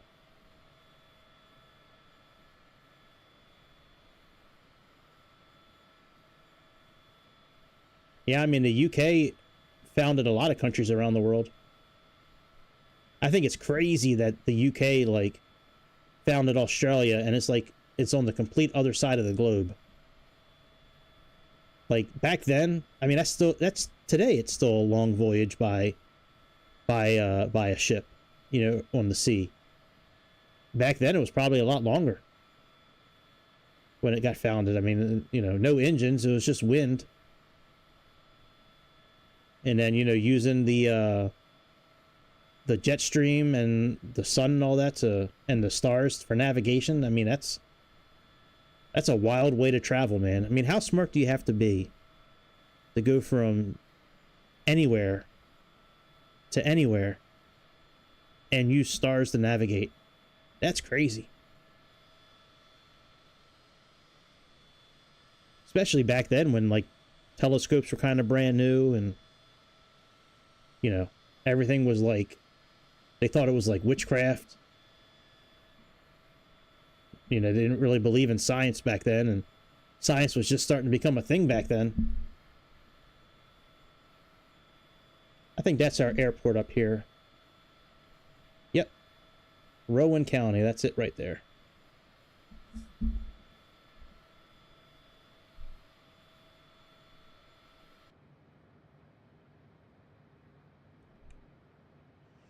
All right, so let's sync our heading.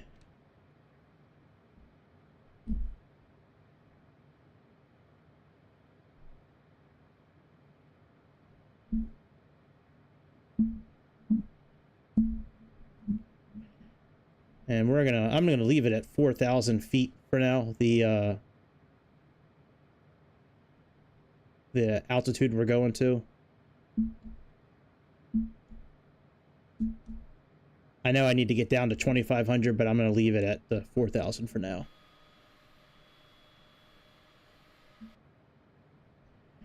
All right, let's go into heading mode.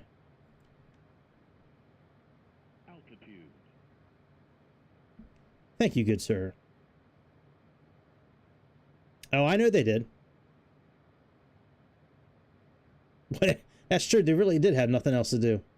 They drank, got scurvy, and, you know, fought each other. Yeah, that's true. They really didn't have much to do back then.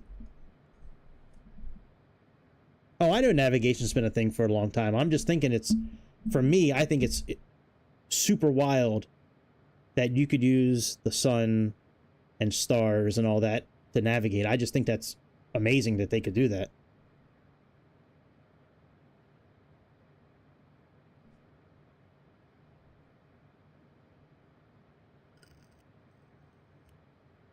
All right, let's switch nav. And let's we're going to get ready to make our turn here.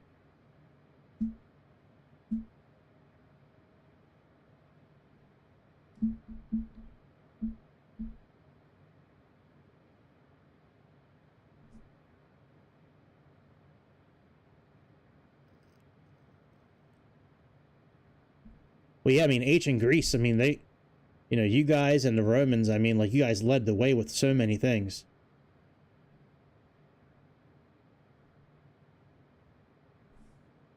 All right, we're at the bottom of our descent. Let's go ahead and start making our turn. Yay, I can use my keyboard now.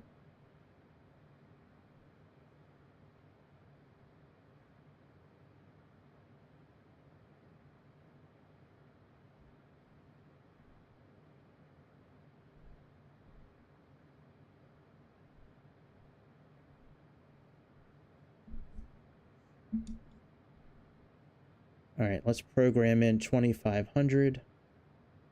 Actually, let's get rid of VNav. We'll just click on altitude. And let's go down to 2,500.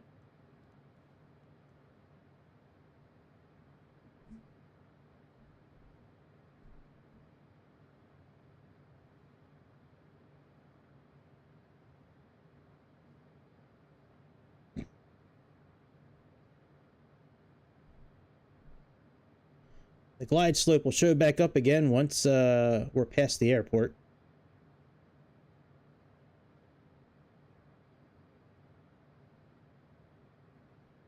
I don't even know if I really want to descend down to 2,500 feet. I may just leave it where it's at and just let the glide slope pick it up from there. All right, let's go north.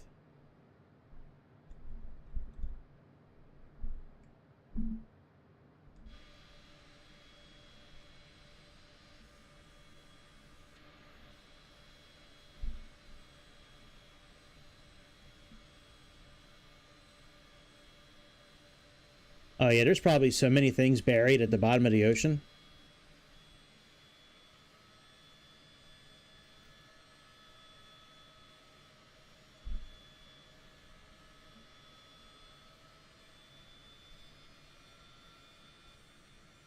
Yeah, I'm sure it's crazy, like, how much stuff is buried beneath the ocean.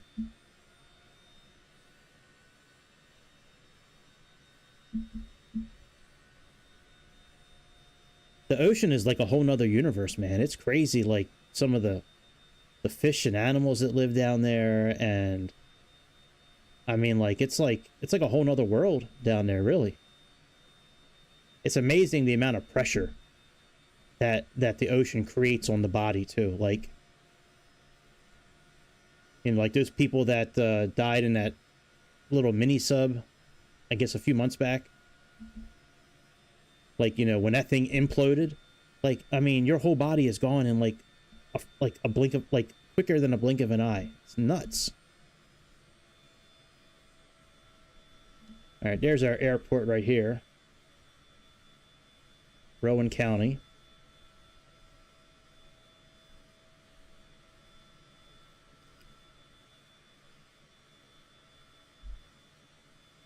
And then once we get past once we're 5 miles past the airport, then we can start descending. At least that's what it looks like on the chart that I'm looking at.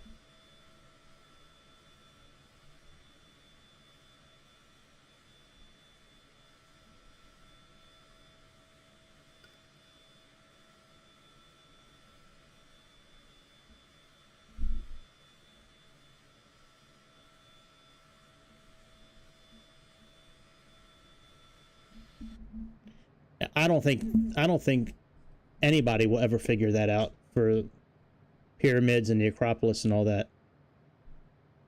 They have this technology now that they're using, like in the jungles down in South America, where like they have these certain planes and these helicopters that have this like sort of camera technology, and it can like look into the ground like miles below the ground.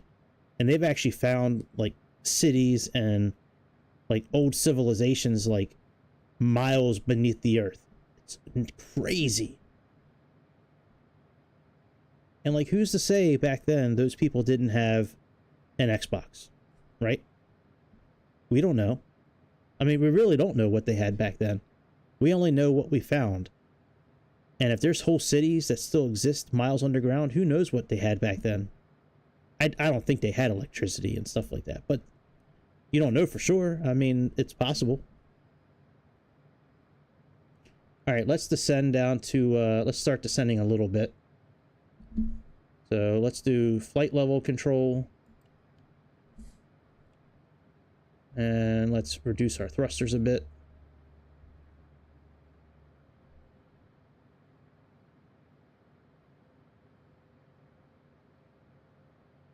Put our flaps in play a little bit.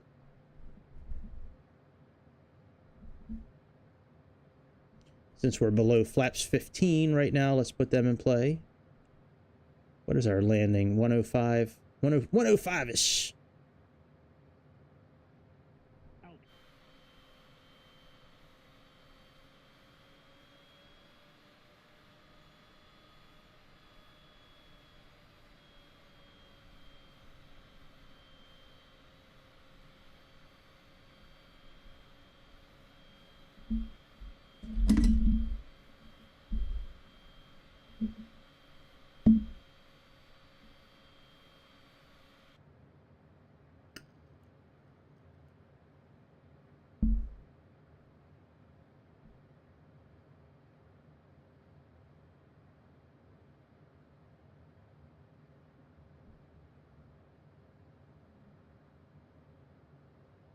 What? I've never heard that Magnum. That's crazy.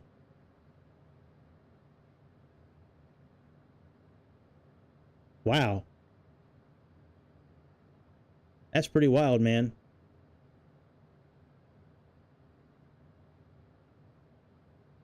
Oh yeah, they definitely had to be smarter than we are in order to come up with all the stuff they did back then. I mean, Jesus.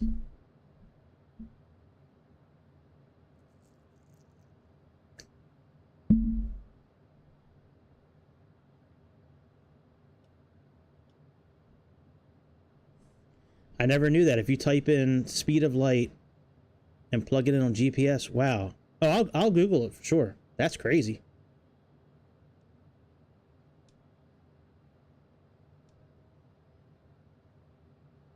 All right. I wonder if, I think we're far enough where I can start turning around now.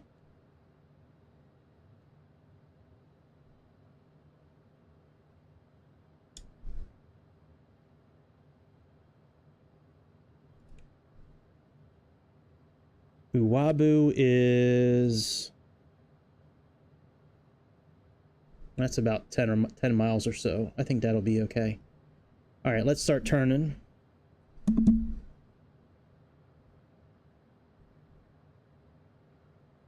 Let's come in at a 45-degree angle. Roughly. Let's click approach.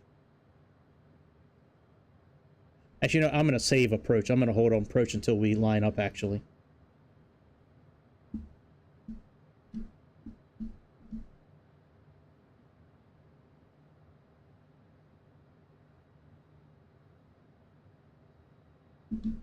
It's true. I mean, it could have been, you know, I mean, it sounds crazy, but it could have been for aliens. I mean, we've seen all those weird, like, hieroglyphic drawings and stuff like that. I mean, it very well could have been for aliens. You know, or something that existed back then that doesn't exist now. You know, or maybe it's, like, underneath the earth, still hidden or some bullshit. I don't know.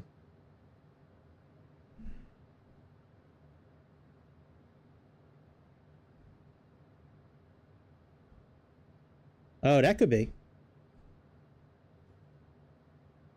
Lightning strikes on top of the pyramid. Yeah, that could be.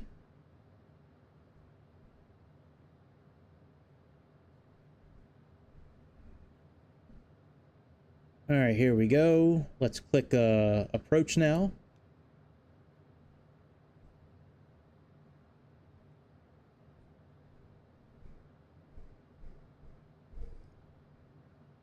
And let's go ahead, and the localizer is captured, I think. I mean, it says it's captured, but we'll see if it actually matches up and does what it's supposed to do. All right, let's put our landing gear down.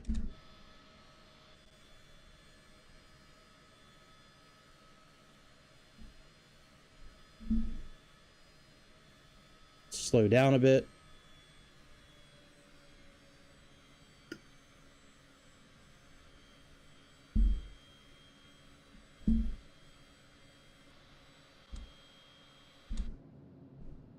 Put our flaps down more.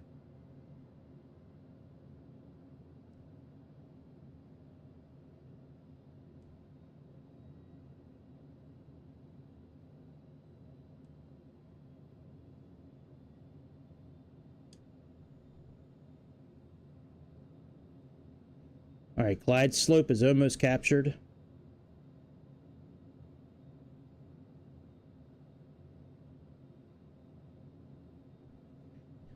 I mean, I hear what you're saying, but I mean, if you look at the hieroglyphics that were drawn back then in like that time period, there's a lot of really like weird drawings that look alienish. I'm just saying. Might not be aliens per se. But I mean, if you look at some of those hieroglyphics, I mean, those hieroglyphics are wild, man.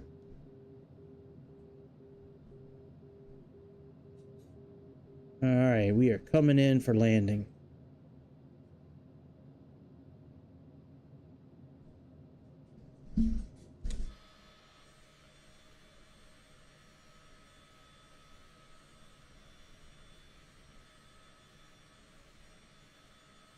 I didn't know there was recorded demons and dragons.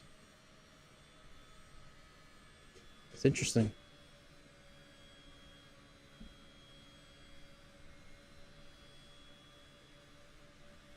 Very cool.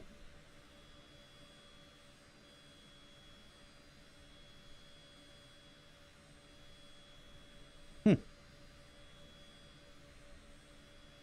never knew there was like actually like documented drag. You know, I shouldn't be surprised. I mean, you know, all these myths and books and Like, it's got to come from somewhere. Like, this stuff just doesn't come out of the air. Nowadays, at least. I mean, these stories have to have started from somewhere. That's interesting, though. Like, I wonder what would have constituted a dragon back then. Like, was it really, like, a dragon like we see, like, in Lord of the Rings? Or was it just, like, you know, just a big bearded dragon that used to be able to fly? You know, like, I don't know.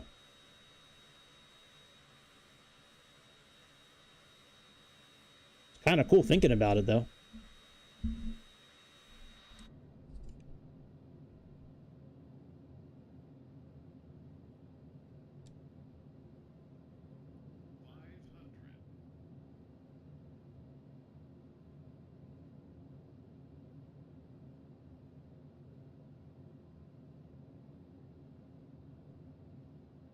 I like that it has the, like the glide slope indicator here for angle of attack.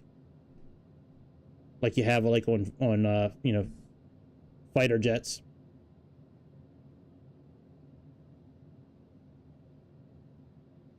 Alright, land yourself, baby! Land yourself!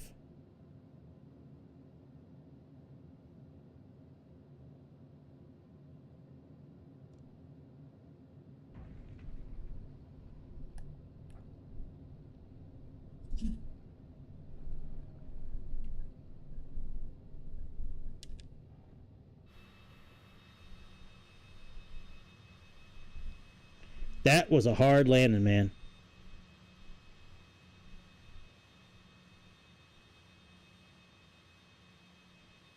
Yeah, I could see that at the Vatican. And Area 51.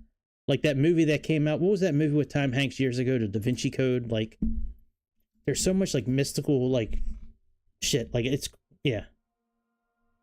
All that stuff has to come from somewhere. It's not like I said, it's not like it was just made up out of the blue. Somebody had to, like, it had to have happened somewhere along the lines. Alright, let's, plug in, DD5220. This one is SWT 4004. I think it's SWT. Let me see here. Let me look at my cheat sheet. Oh, STT.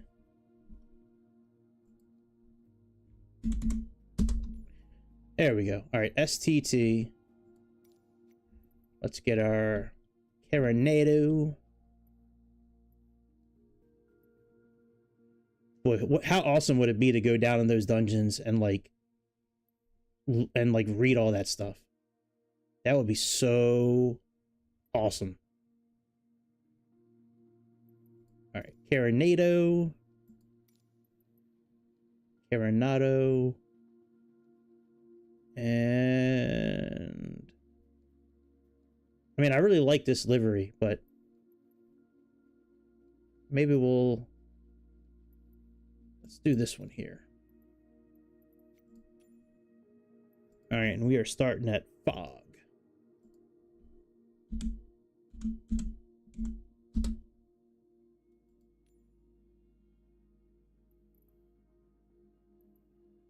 Runway 2 is what we're doing.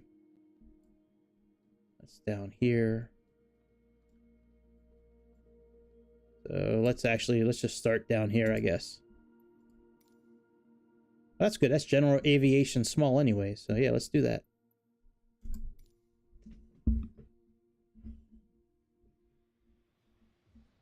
Yeah, you know, they could be. Again, Jesus could be down there.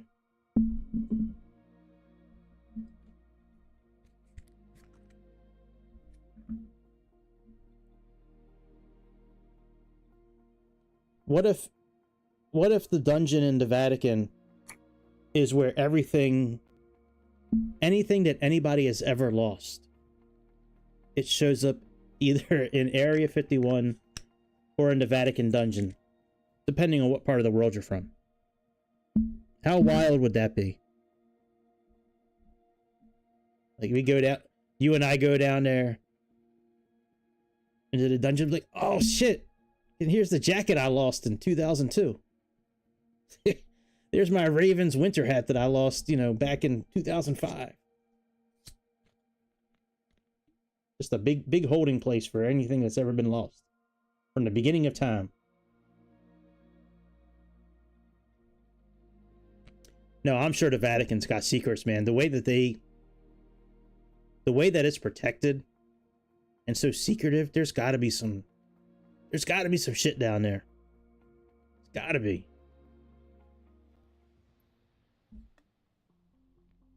Something has got to be down there for them to be keeping all that stuff under wraps like that.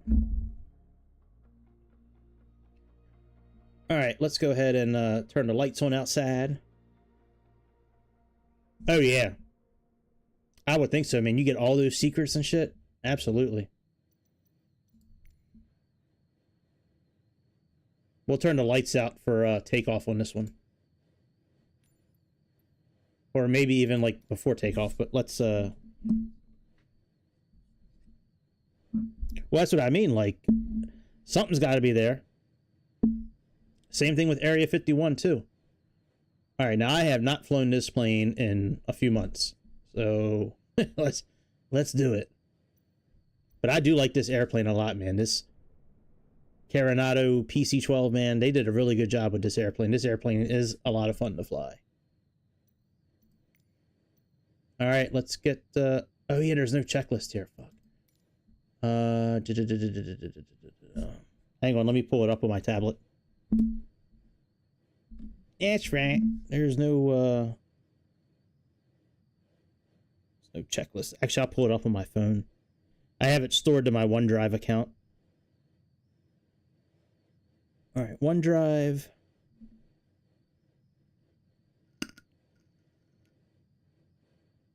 Just bear with me, y'all. Let me pull it up here. Bear with me, y'all. All right, aviation.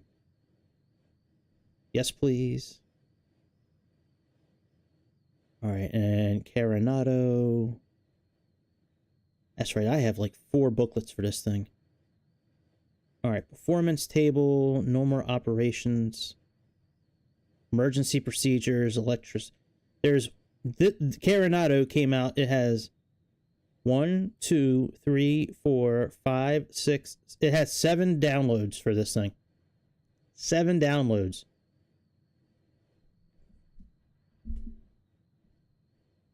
I don't know if you can see that, like PC-12, PC-12, PC-12, PC-12. All right, let's go normal procedures.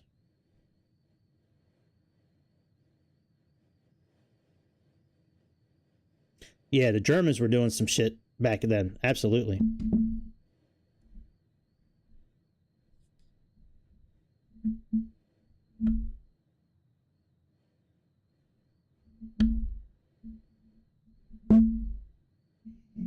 How come you're not rotating, baby? All right, pre-flight inspection. Okay, cargo door closed. Oxygen intact. I think I remember how to turn this on without even like using any help though. Let's get rid of the yoke. All right, we got all that. Those are lights down there. That's trim. Okay. Oh yeah. Okay. I don't need the booklet. So actually, let's use our little thing here and get a ground power unit. Tools. Oh, no ground power unit. Bitter. All right. Well, let's still turn it on. Nope, no ground power. All right. So let's do battery 1, battery 2, and standby bus. Let's go ahead and put our nav lights on. And let's come down here. We need to put our oxygen on. And we need to put this emergency fuel forward. Let's turn on our panel lights.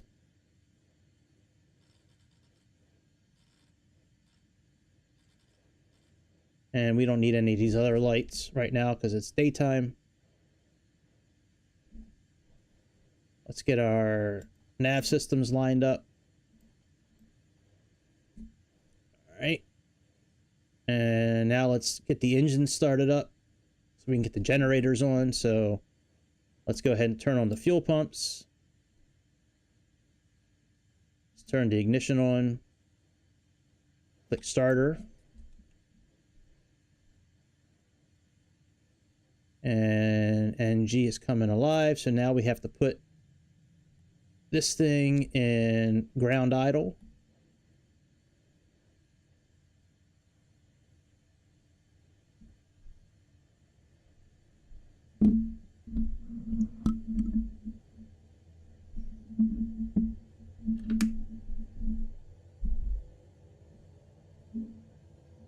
Yeah, I'll look that up. You said the speed of light and the and that. Yeah, I'll have to look that up for sure.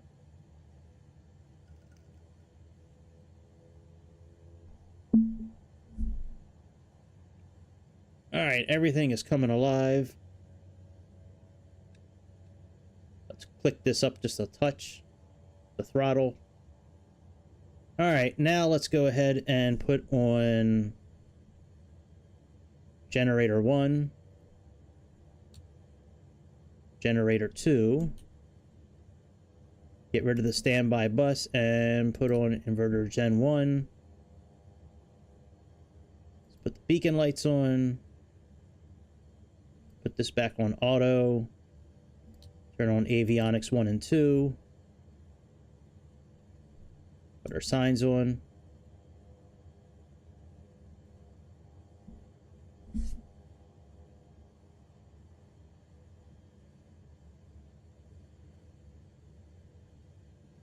All right, let's click power here.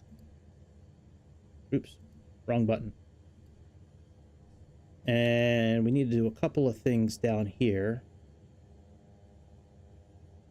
Actually, let's turn the lights down now inside the airplane.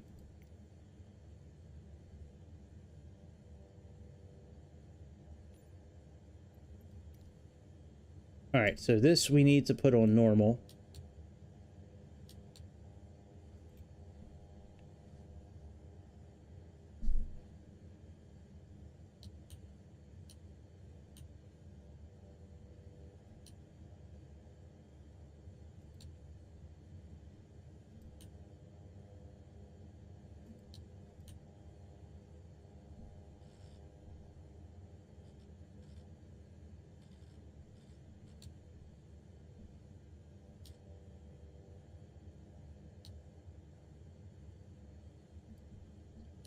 All right, that's fine. Let's come up here and let's program our route. So let's go to flight plan and let's type in fog.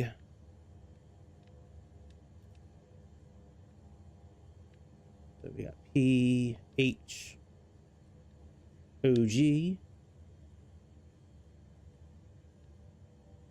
All right, enter. Then we got OGG.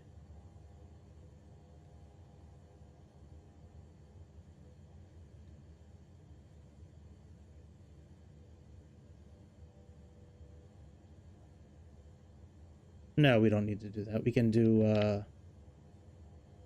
ULUAA.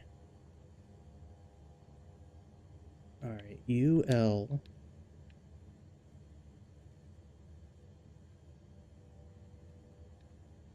UAA. All right, there we go. ULUAA. Now, can I do... Let me see if I can do a an airway.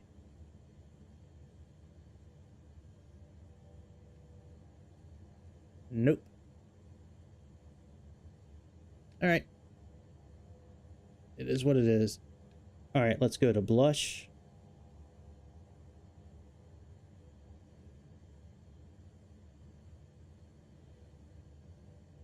All right, BLUSH.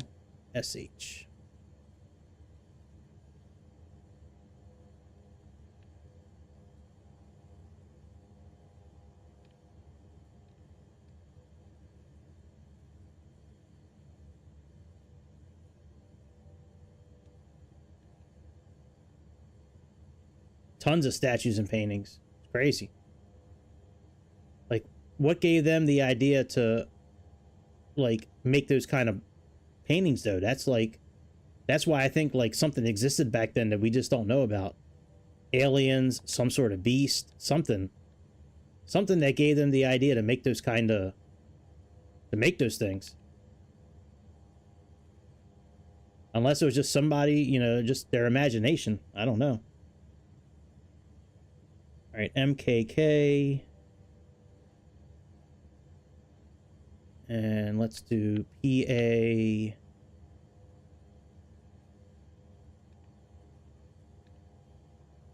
PALAY.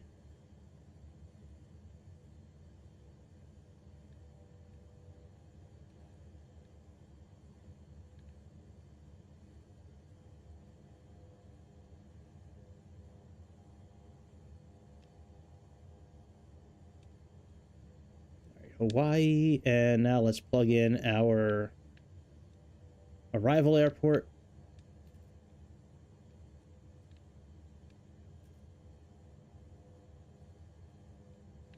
That's PHNL.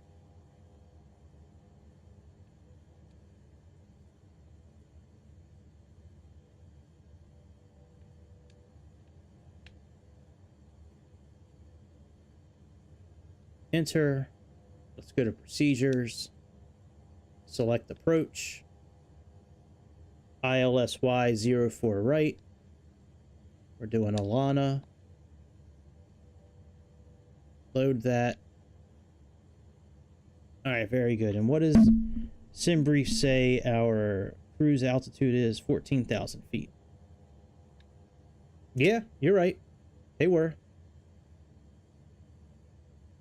All right, 14,000 feet. All right, that's all good. Push this to reset it. Let's turn on our flight director.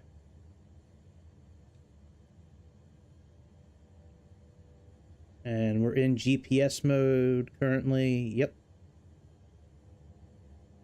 All right, let's turn EPS.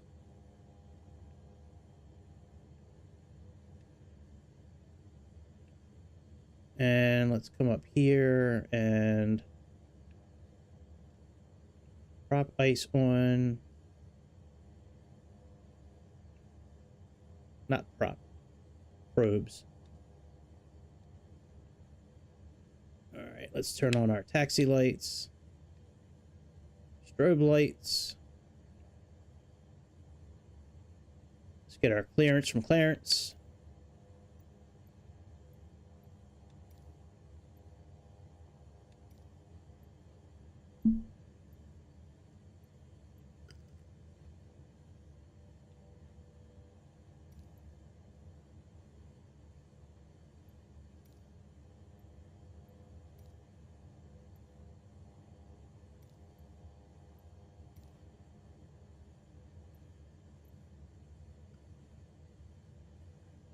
Yeah. Unless they're all underwater somewhere.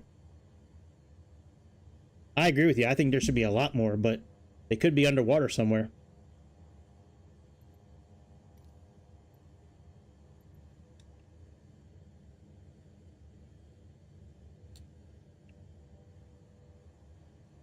All right, 30,005 is our pressure. Let's set that.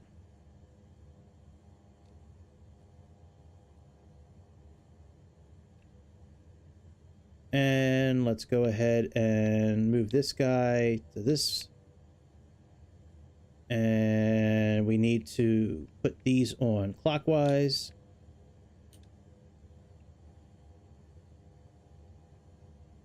All right, all that looks fine. All that looks okay. That looks fine. Let's zoom in just a little bit.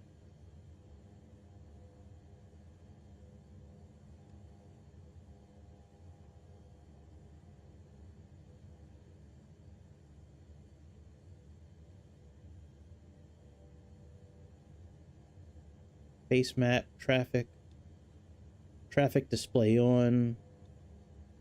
Weather still doesn't work. All right, we're ready to take off. Oh, I do want to change one thing. Let me change this function here to that outside air temperature and height over the ground. Now, I don't remember what exactly our climb speed should be. I think it's around 120. Hang on, let me look that up real quick. I want to say it's like around 140. Give me a second. I don't think I'll need anything else from the procedure other than that. General left wing trailing edge, battery. All right, before starting the engine. Without external power. Push for 2 seconds. Before taxiing. Flaps down to 15. Okay, that's fine. De-icing, push all off. Yeah, taxiing. Before takeoff, flaps 15. All right, takeoff. Oops, shit. All right, takeoff. ECS switch off, right? All right, flaps up over 100 knots. And it doesn't say. Could have sworn it would have said what our climb should be, but it doesn't say. Oh, monitor as required. All right, I'll just go by feel. I'm sure it's in the power rating book, but I don't feel like going through all that tonight.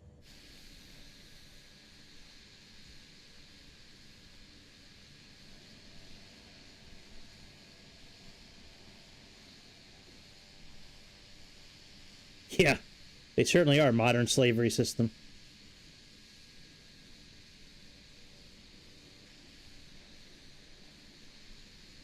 That's for sure.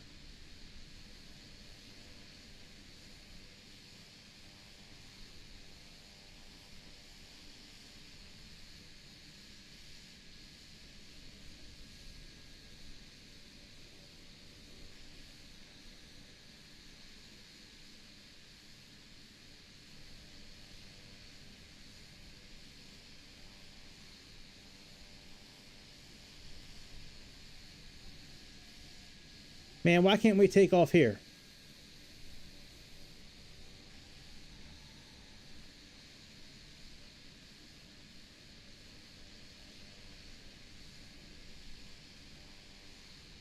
They always got us going to the farthest runways.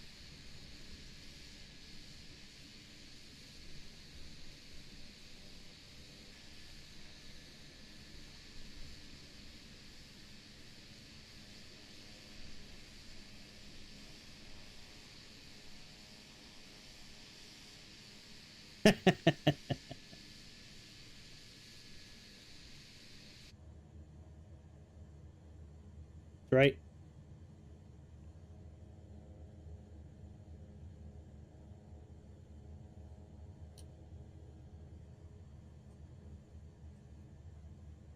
Very true.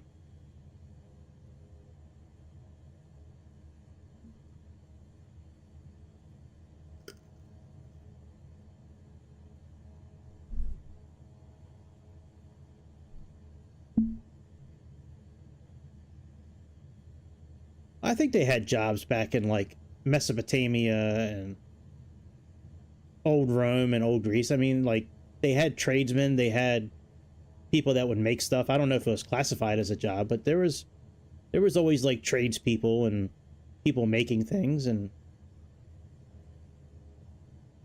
but no, the modern jobs, Yeah, that is modern slavery, that's for sure.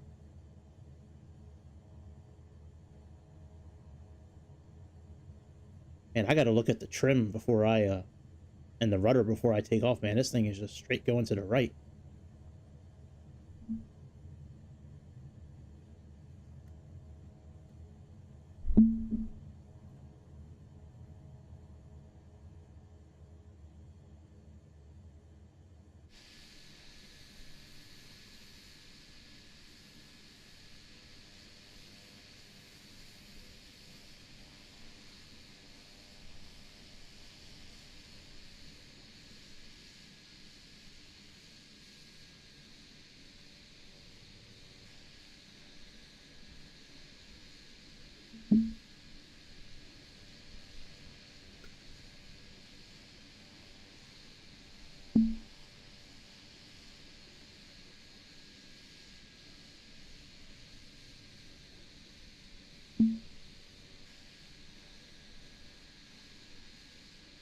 No, I understand that part about being slaves, but I mean, back then they had, like, people that owned shops, and I don't know, at least that's what it looked like in movies. I mean, maybe the movies are wrong. Are you trying to tell me the movies are wrong, Grease? That movies are not real? Alright, parking brakes on. Let me look at something real quick.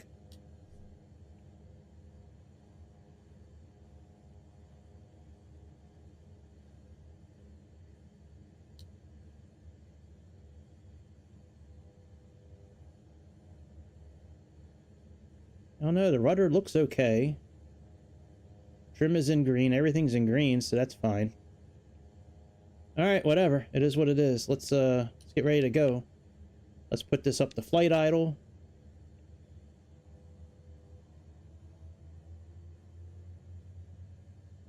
Let's put our map back in play.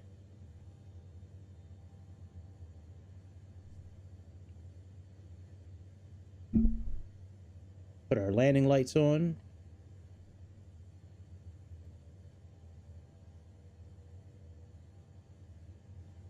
Let's go, bitch.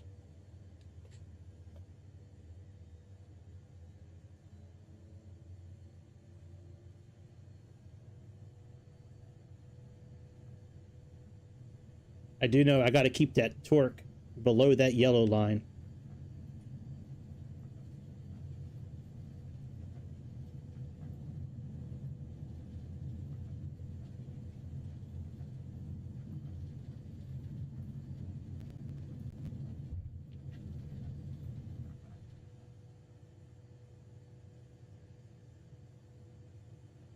All right, gear up.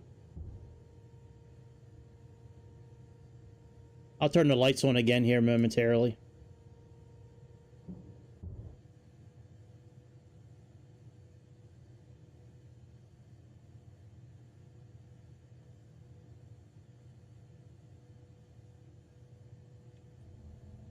All right, flaps up.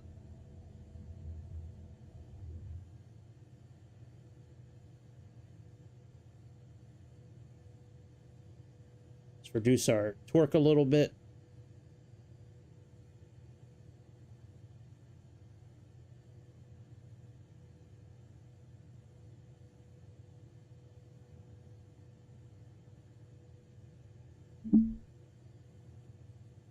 This is such a cool little plane, man.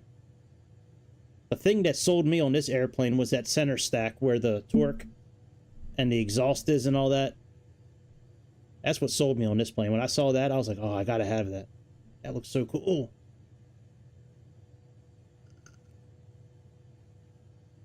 All right, we're still flying manually right now. Let's click, where is nav? All right, let's click nav. So when we line up with our nav, we're good to go.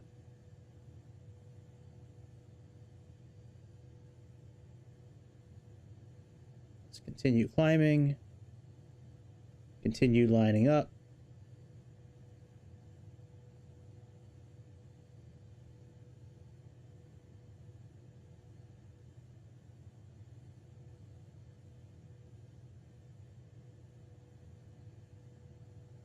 All right, let's go ahead and put on autopilot and IAS mode.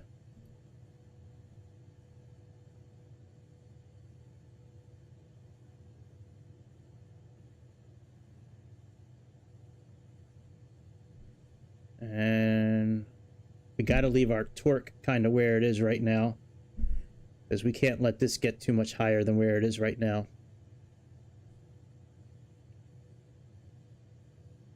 Let's at least sync up our heading.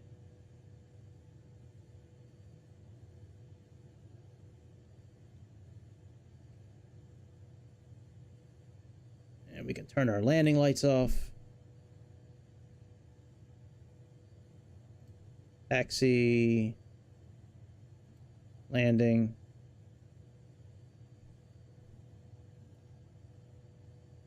Turn the air system on. Put the fuel pumps on auto.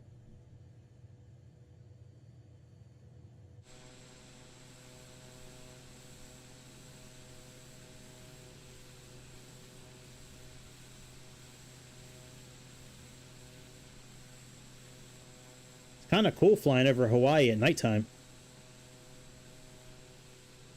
Yeah, say slavery. Right. What do you do for work? Well, I'm a slave.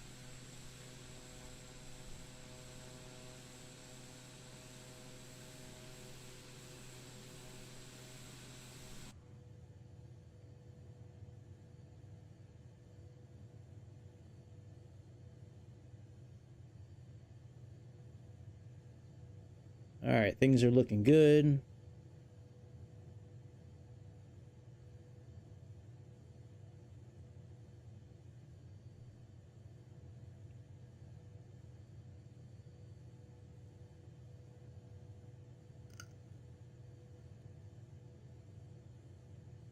I think the climb speed is actually supposed to be like 175, I thought.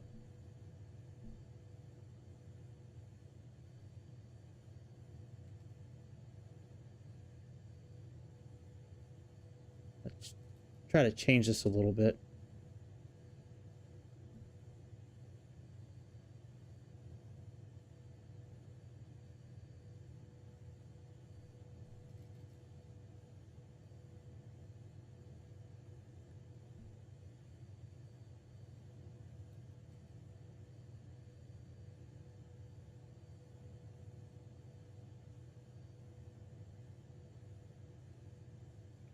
I think if I remember reading, if I remember from the power tables, I think like 170-ish, 160, 170 is the right speed for climbing.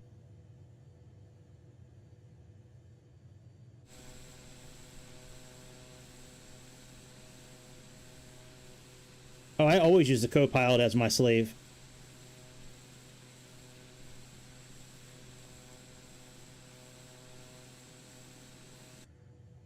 Oh, the new AI deal. Oh, that thing is great. Yeah, it's great. I was doing the train simulator last night, and I was trying to find out what something meant inside the train. And I was using Google. Couldn't find it. I typed it into the AI co-pilot. Within a split second, I had everything I needed. I was like, oh my god, this shit is awesome. Because what they were replacing, that Bing shit was terrible. Like, Bing is terrible. But that co-pilot thing is nice.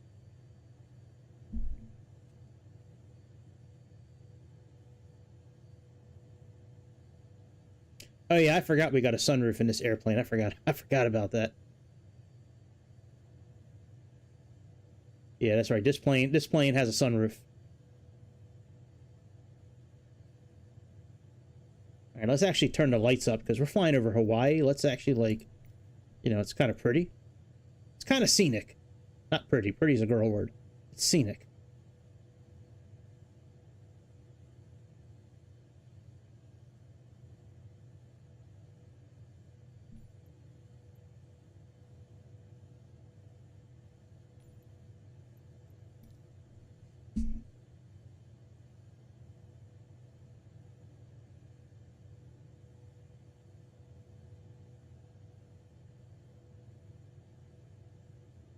GPS.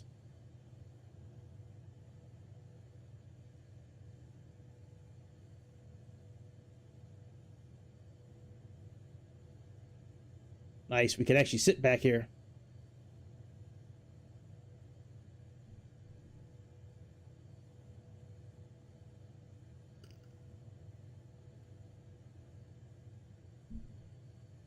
Yeah, that new co-pilot, man, I was so hesitant to use it.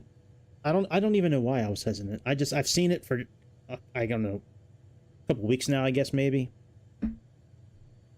I was like so hesitant to use it. I was like, another search engine. But yeah, man, that thing is awesome. Yeah, I was thinking that would be awesome to have a ship simulator. Like a cargo ship simulator. That would be really fun. When you're at the port, you can use those huge cranes to load the cargo onto the ship. Then you have your manifesto. You have to hire certain people. Like, you actually go and hire people, like in GTA. Like in GTA 5, when you would have to hire guys to do the job with you. You'd have, like, a file on them, and they'd be good at certain things. And yeah, that would be great. We could have a key bridge mission. First mission, we just crash right into the key bridge.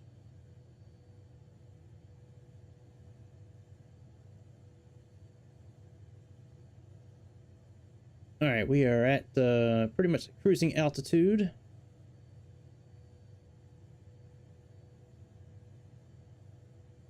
I'm going to leave everything actually set where it is because the exhaust temperature is right on that yellow line. Outside air temperature is 2, so let's actually put on our anti-ice equipment here.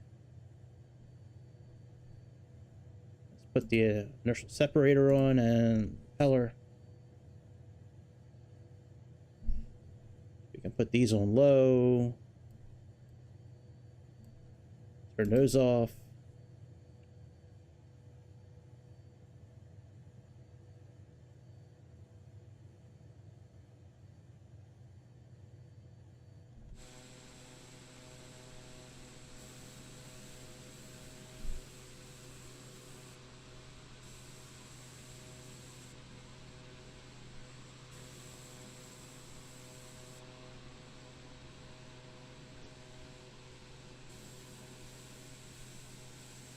Man, there are so many camera angles.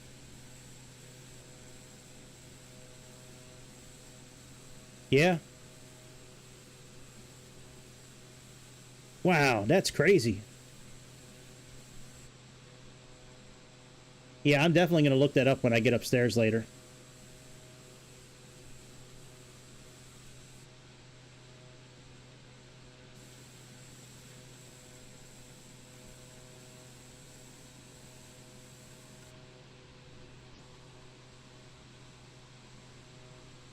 Yeah, absolutely. I'm definitely going to look that up. That's so crazy.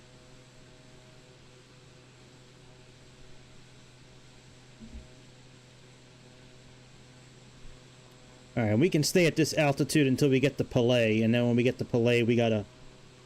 At least according to the flight plan from SimBrief, we need to start descending around Palais. Just after Palais, actually.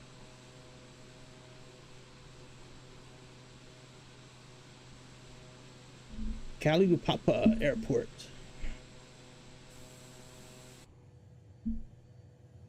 Now, there's a very good chance, since I'm streaming so long tonight, there's a very good chance I'm not going to be on tomorrow night.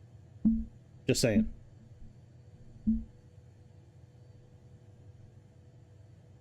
Yeah, see, it looks like we can add more torque, right?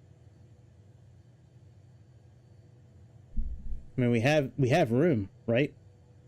Here and here. But I know based on flying this plane in the past, if I push this thing too far up and it gets into the yellow, we're going to have like warning lights come on, so we're just going to leave it.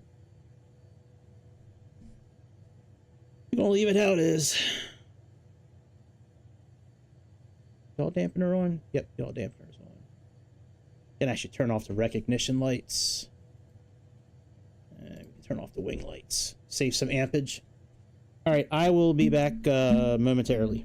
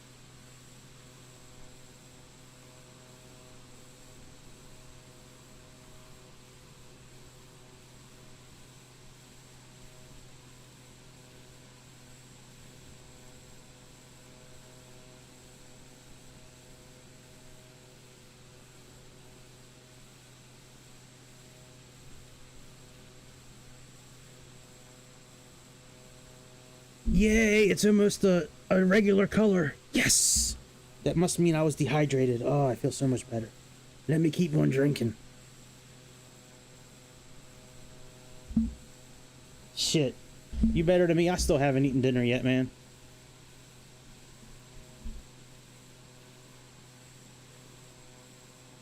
Yeah, right.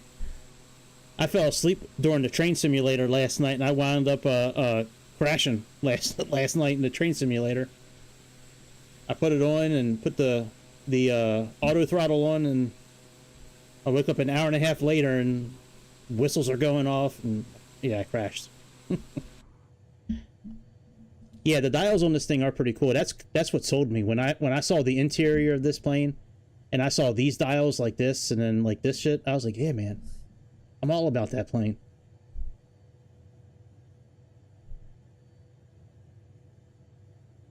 Left fuel pump, right fuel pump. All right, well, let's turn them back on then.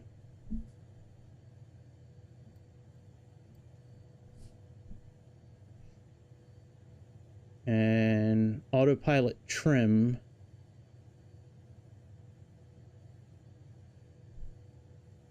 That should be okay. ECS.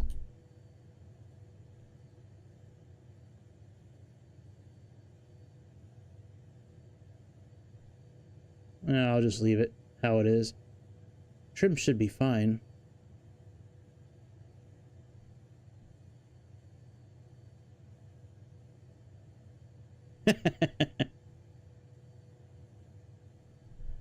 Let's get rid of some of the clutter on this map. I hate all that shit. There we go. Turn to course such and such. Oh, approaching VNAV. No, we're not. Shut up, bitch. What VNAV profile do you have? Well, yeah, that's why we're approaching it. It's because it's saying we need to be at a 1,000 before there. Let me look at our approach. All right, we need to be at 3,000 for Alana. So let's actually fix this VNAV profile. All right, let's do this, and let's go here. Yeah, I feel so much better now that it's coming back to a regular color again, man. Oh my god, I was so worried that like something was like really wrong. No, oh, I forgot to hit enter. Fucker. I'm so excited, I forgot to push enter.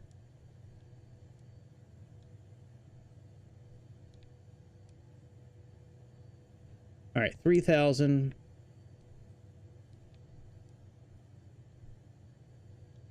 We'll do a half a mile.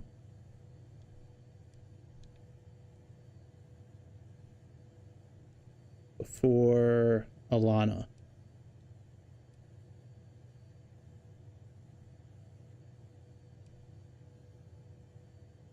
And we'll set up our profile to be at like 1,000 feet per minute.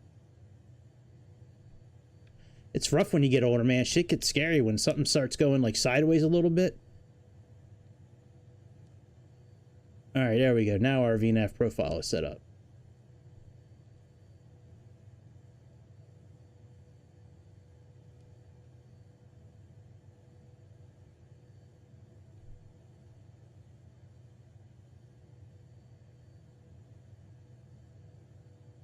Oh, wonder if we should start descending now. Let's change our profile and see what happens.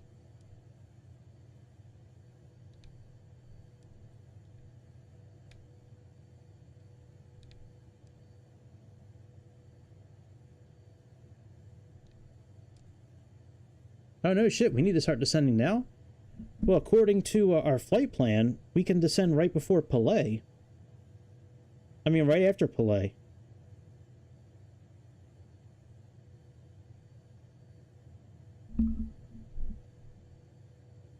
Wow, that's crazy. 5,500 miles. Jesus Christ.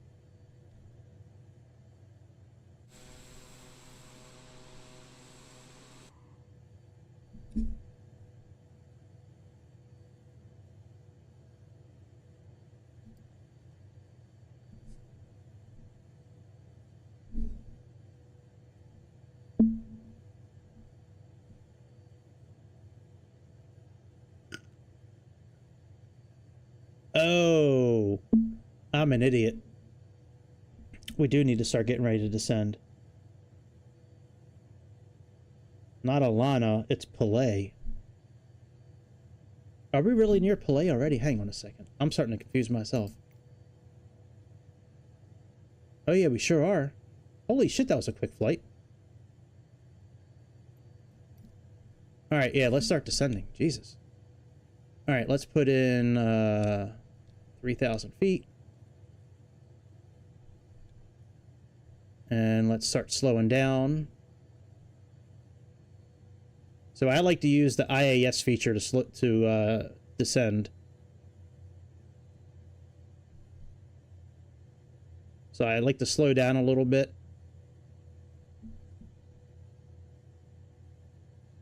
Get down to about 175-ish. Now I click IAS, and then I push the throttle a little bit forward. And now, oh, I'm sorry, I pulled the throttle. I leave the throttle kind of where it is. And now we should start descending here.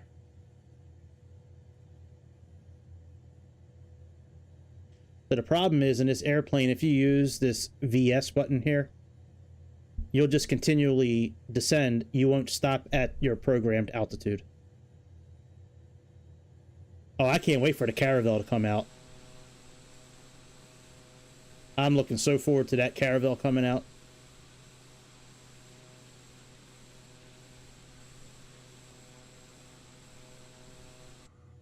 Alright, the pressure right now, according to Navigraph, is 3009.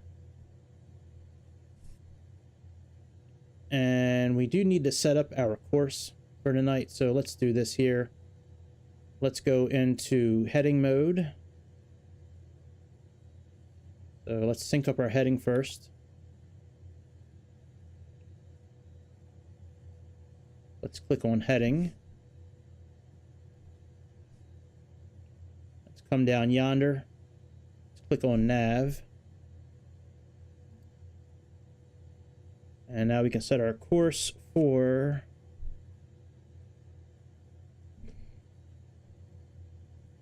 .42.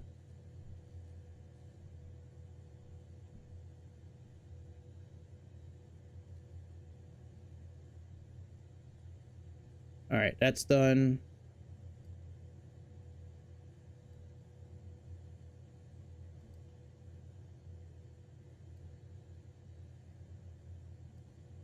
All right, let's go back into nav mode.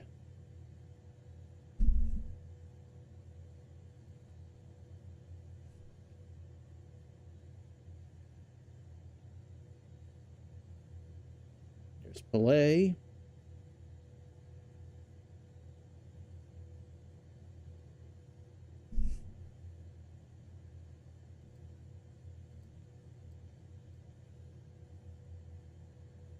And we need to set our decision height as well. That is, for this aircraft, I think it's 300, I think. Yeah, for this aircraft, it's 300, so let's set that.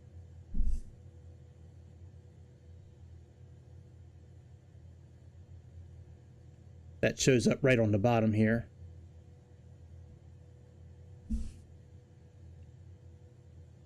And we're actually going to have to make a circle. Grease, we got to do circles.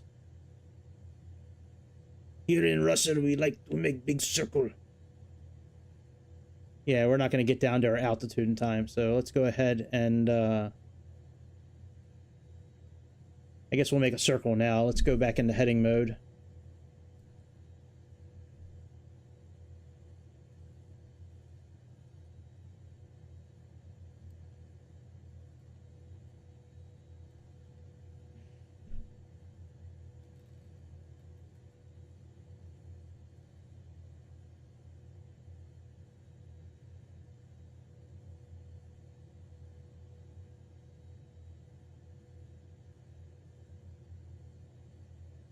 Are you talking about the Caravelle? That's probably what plane you're talking about. You like the Caravelle. I think it's a cool plane too, man. I like the Caravelle a lot.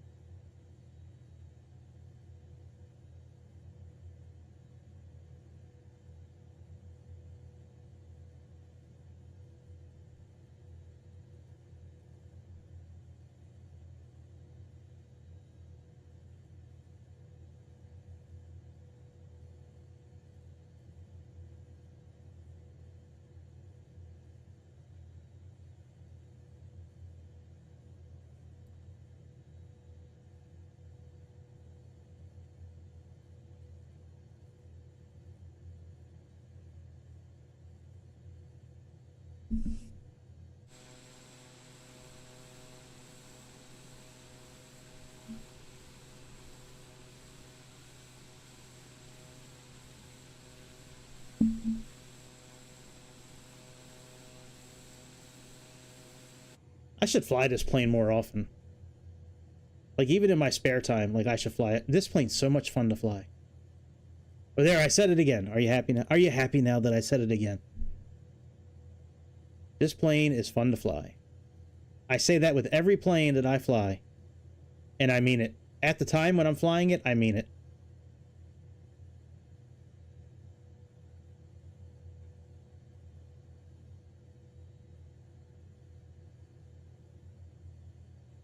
All right, this looks like the like a VOR capture, but it's actually for our actual route. I like how it shows that like that on the display there. We also have it down here on this map down here, and then we also have it up top.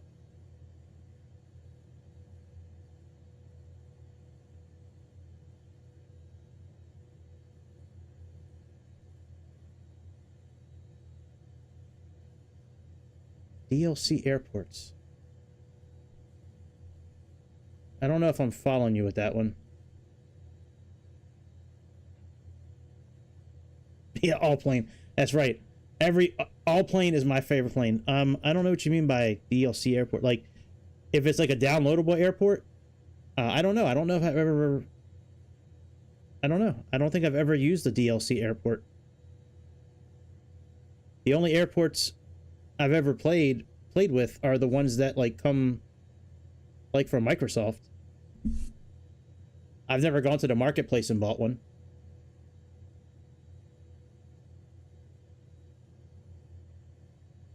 All right, let's click nav now.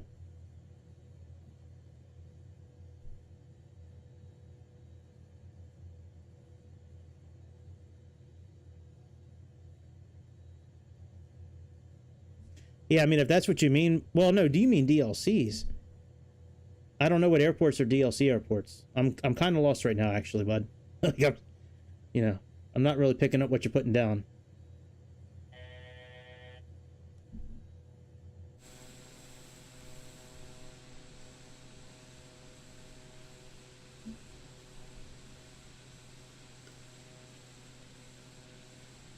What do you mean, friend?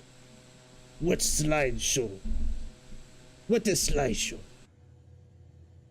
Slideshow Bob.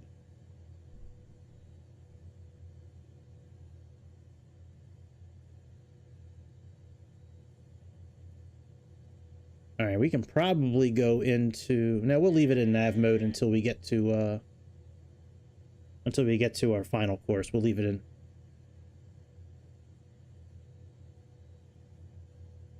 Yeah, I mean, if it's an airport from Microsoft, they work great. I've never downloaded one from the marketplace. I won't either. I refuse to. I haven't seen anything... I haven't seen a big enough difference in the Microsoft airports to the regular airports for me to even justify. The only thing nowadays is that we have lights at the handcrafted airports where we don't everywhere else. All right, this we got to tune to 42. Oh, that's for nav2. Cares about nav2? You fuck nav2. We don't need nav2. Stupid nav2. All right, we might as well put on some mode lights. Some mode lights. Oh, what's our temperature outside too? Oh yeah, we can turn off all the heating shit. All right, let's put our signs back on. Let's turn these off. And let's come up here and push...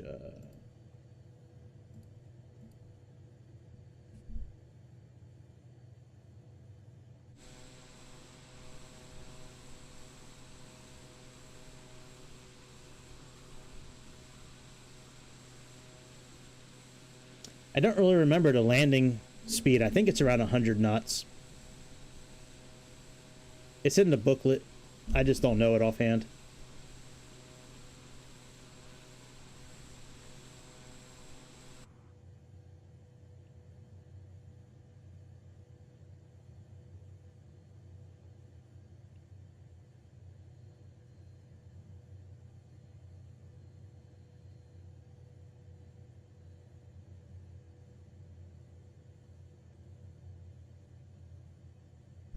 All right, the pressure is still good, 30.09.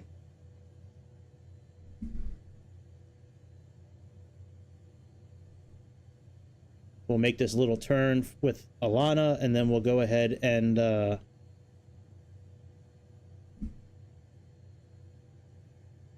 take care of our landing.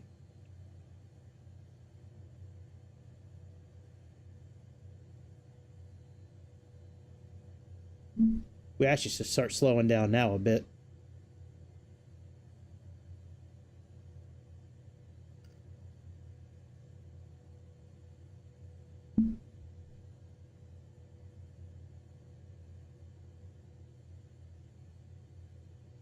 Huh. Wonder why not.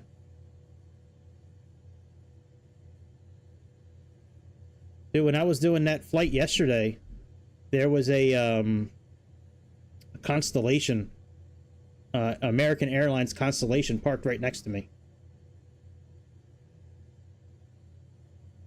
All right, let's go into heading mode. Let's switch our nav source.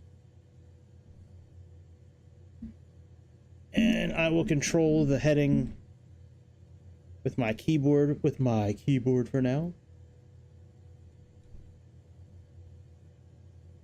We're kind of flying a DME right now. How many wing flaps do we have? 2.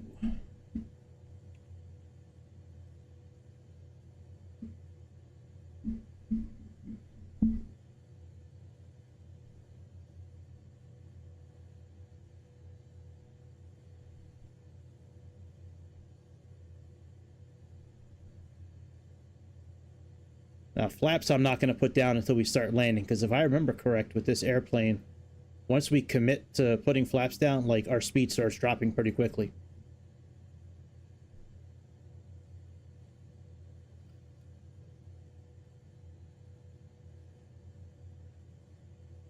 I don't know. I don't know how it happened, dude. But yeah, if you go on my channel, go to live, it's the one from yesterday. It was I was flying an Iberia plane, and at the airport in Madrid, I was parked right next to an American Airlines Constellation. It was so cool.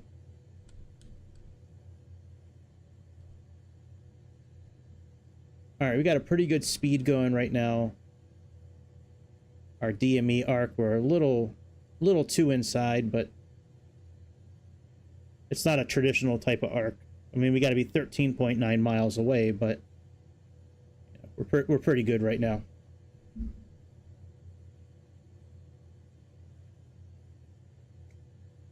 Once we line up, we'll go ahead and click approach, and that should put us in,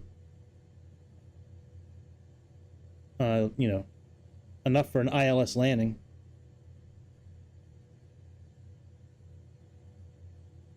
All right, let's slow down just a touch more. Couple of clicks on the B button, if you please. No problem, sir. I do not mind. Thank you very much for flying Greg Airways tonight. You are quite welcome. Yeah, that would be cool. I mean, I hope they come out with the Caravelle. That would be awesome if they came out with that.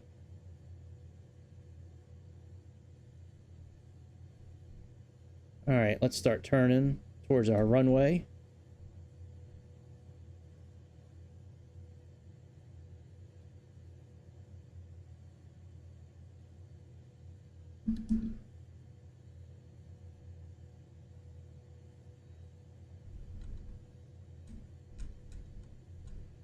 Let's go ahead and click approach.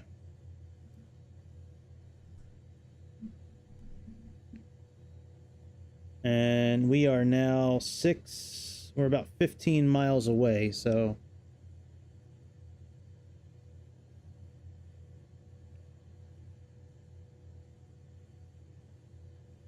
Yep. It says here 15 miles. The displays on this thing are awesome. I mean, I think it's, I don't know if this is really how it looks in real life, but I love how the gauges look in this airplane. It is so cool. the green and like these, you know, rectangular gauges, man. It's awesome.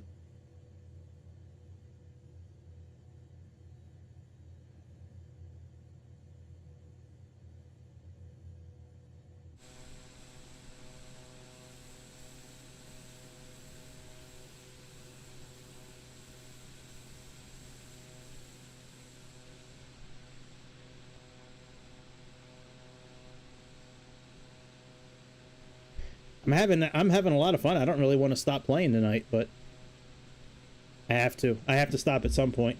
Like, I still got to eat dinner. I still have to clean up dinner. God forbid one of my kids should do it to help me out.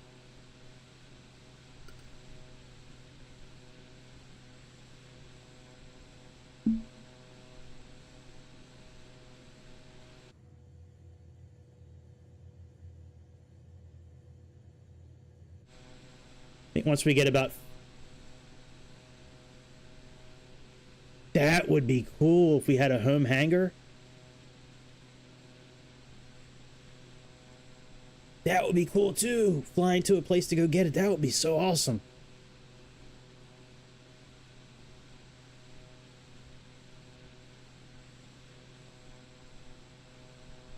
What if they could combine like the... What if they could combine the ship simulator game and like the flight simulator game, and then you have to like, you know, you have to like fly to the city where your boat's, you know, dry docked, and then you give it the final inspection, and then you like, it like teleports you over to the water, and then you can like ride your boat over to your hangar where all 100 airplanes are.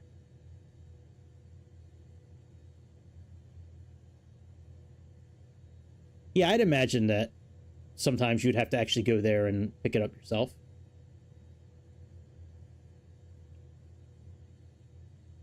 All right, a couple more miles. We'll go ahead and put our landing gear down and our flaps and all that.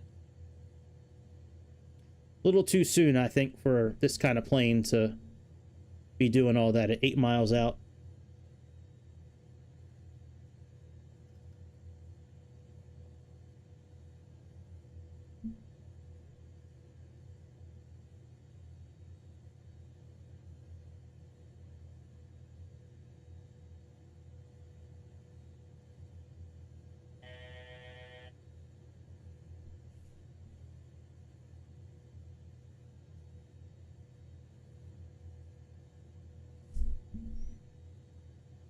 All right, we're starting to descend. Let's put our flaps down.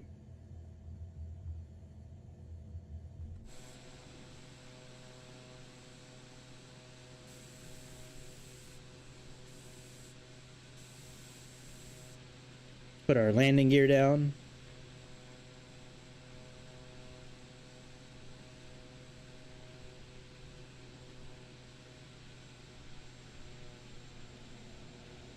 Put some more flaps down.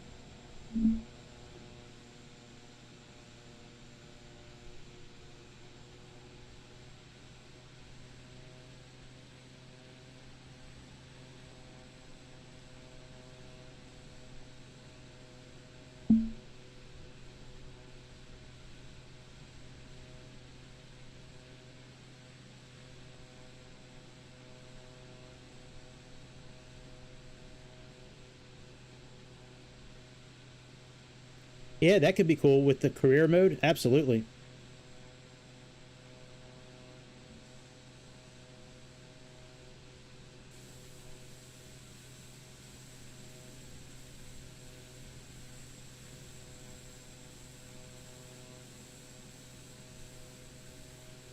Doesn't this plane look like it has a face on it? Like, here's like the whiskers and like the mouth and the nose. Like, I always think these planes that have those, like, I guess they're exhaust pipes, that have the exhaust pipes here, it always looks like it's a face to me.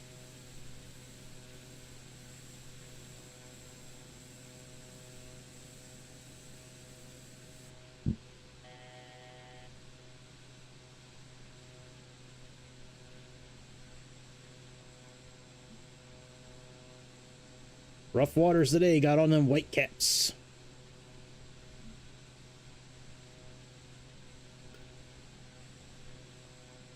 I want to land this by hand, but I'm very curious to see like how this plane does like landing on its own.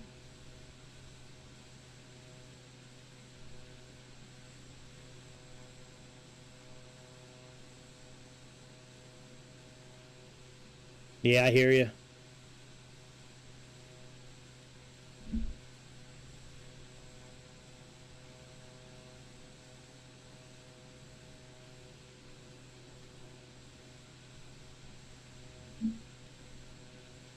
There you go. Have 2 launch parties. Launch your new crib and launch Msfs 2024.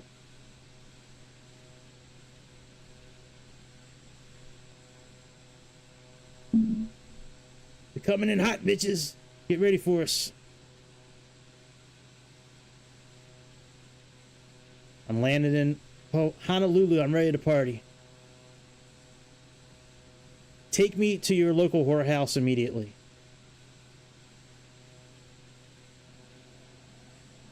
All right, final flaps are down. Let's just stay out here and see how it does.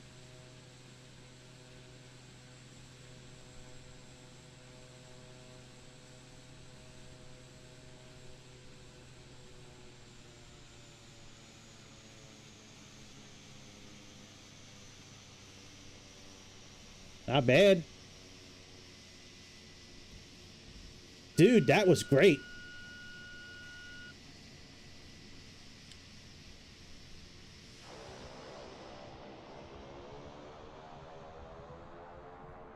Here, let's pull over here.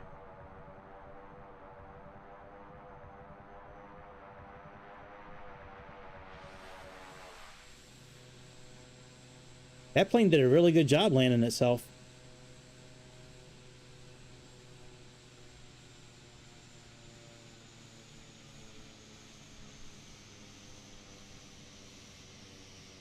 Oh yeah, the old 5 Series too, right.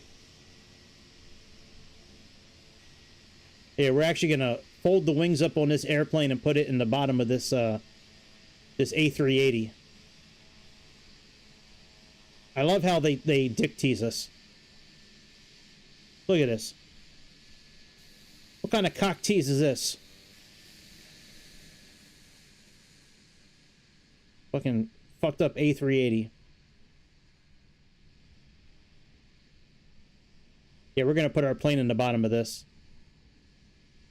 Look at all this space we have. All right, let's shut this down. If I see if I can. Oh well, fuck it. Let's just end the stream. I'm hungry. I'm hungry. I want to eat. I haven't eaten like all day. Anyways, I don't know yet if I'm gonna be back tomorrow night. I'll definitely put something in my Discord tomorrow, and I'll put something up on the community page, letting you know one way or the other if I'm going to do something or not. But other than that, I will definitely be back on Friday night, probably with that new helicopter. If you guys didn't see it yesterday, let me show you the helicopter I'm talking about.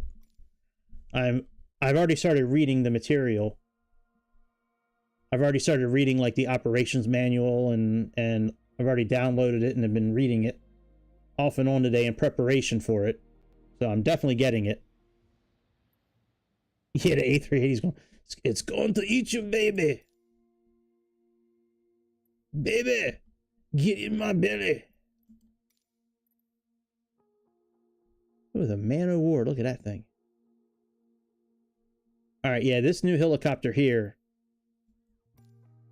looks super dope. It's a new company, but this thing looks really cool. And it comes with like 45 liveries. So it does have autopilot, which is good.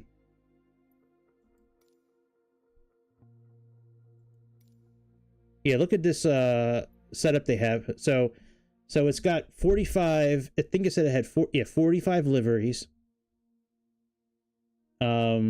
Working circuit breakers, realistic startup, tested and zeroed in by real pilots. It's got persistency saves, so it'll save like for your livery. it'll save all your settings for that livery. It's got garment systems, removable doors, you know, weight options, sound packs, flight textures are real. Ah, I didn't know that. Well, then I'm definitely getting it. But yeah, I was looking at these pictures of it last night, and like the one picture they had where it was like where you're a medevac helicopter. I mean, like the interior is so like. Let me get to that picture. There's all your circuit breakers.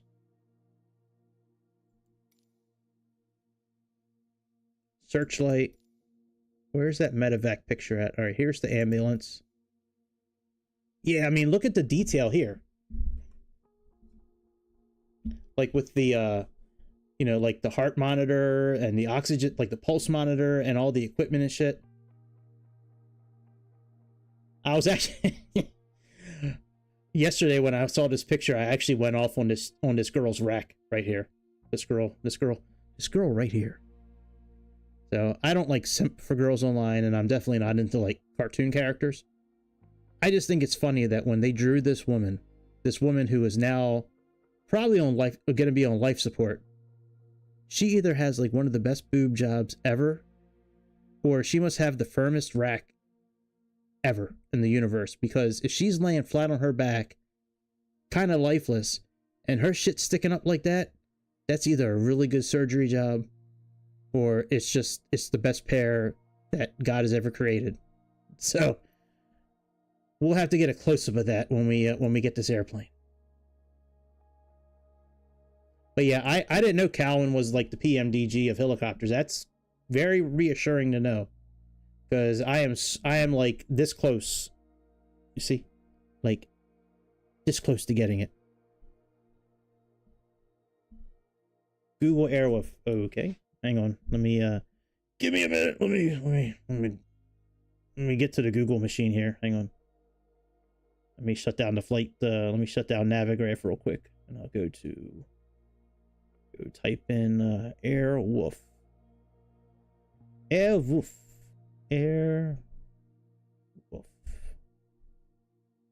The American drama series. That is Airwolf. Wow, that really is, man. You're right. That looks just like it.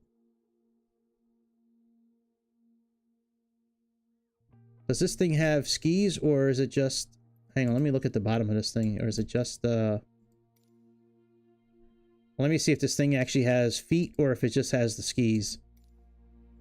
All right, so that's the only difference I see, is that Airwolf had landing gear and this has a rack, but other than that, yeah, it looks exactly the same. That's crazy. But yeah, I'm really close to buying it. I just want to finish reading the material, and I want to look at the key bindings again and making sure everything is going to be good. I don't want to launch it and then do a show on it and then like it's like, you know, a terrible show. Like I want to make sure it's okay. But yeah, man. Anyways, that's about it, guys. I'm gonna sign off here. I'm hungry as shit. I want to go eat something for dinner finally. And even though I shouldn't be eating this late at 11 o'clock at night, you know, it's all meat. I'm eating meat and a little bit of rice. But I will be back. Airwolf and Blue Thunder.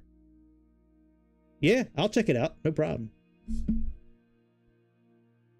I can't believe I've never heard of either one of those shows, man. I'm a kid from the 80s. Like how have I not heard of Airwolf or Blue Thunder? I must have been like sheltered as a kid. Or just watched too much MTV. I don't know. Anyways, I'll be back. Yes, it was fun, actually. I had a good time tonight. I feel a lot better now that it looks like my system is okay. So, like, I'm in, like, a better mood now. I was a little worried all night. Now I'm not as worried because it's starting to come back to regular color. So, I'll definitely be back Friday for sure. Tomorrow's, I don't know yet. We'll see how tomorrow goes. It's like a 80-20 chance that I will be on tomorrow, but I'm leaving that little bit of room just in case, just in case I don't, but whatever. I'll put it on my Discord and I will put it on the community page one way or the other by, sometime afternoon. Other than that, I will see y'all beautiful people over the beautiful skies of Mother Earth sometime in the next day or two. In between that time and when I see you again, just do me one solid and make sure you hit that damn subscribe button and that damn like button. Just go all my videos, just get every single one. You only have to watch it. Just go to it, like it, and then go to the next one. Just scroll, like. That's it. Just do that. That'd be great. That we will be best friends forever, like this, like peanut butter and jelly. Anyways, I will see y'all later on. Have a good Thursday, and if I don't talk to you tomorrow, have a good Friday, and then I will see you shortly. See ya.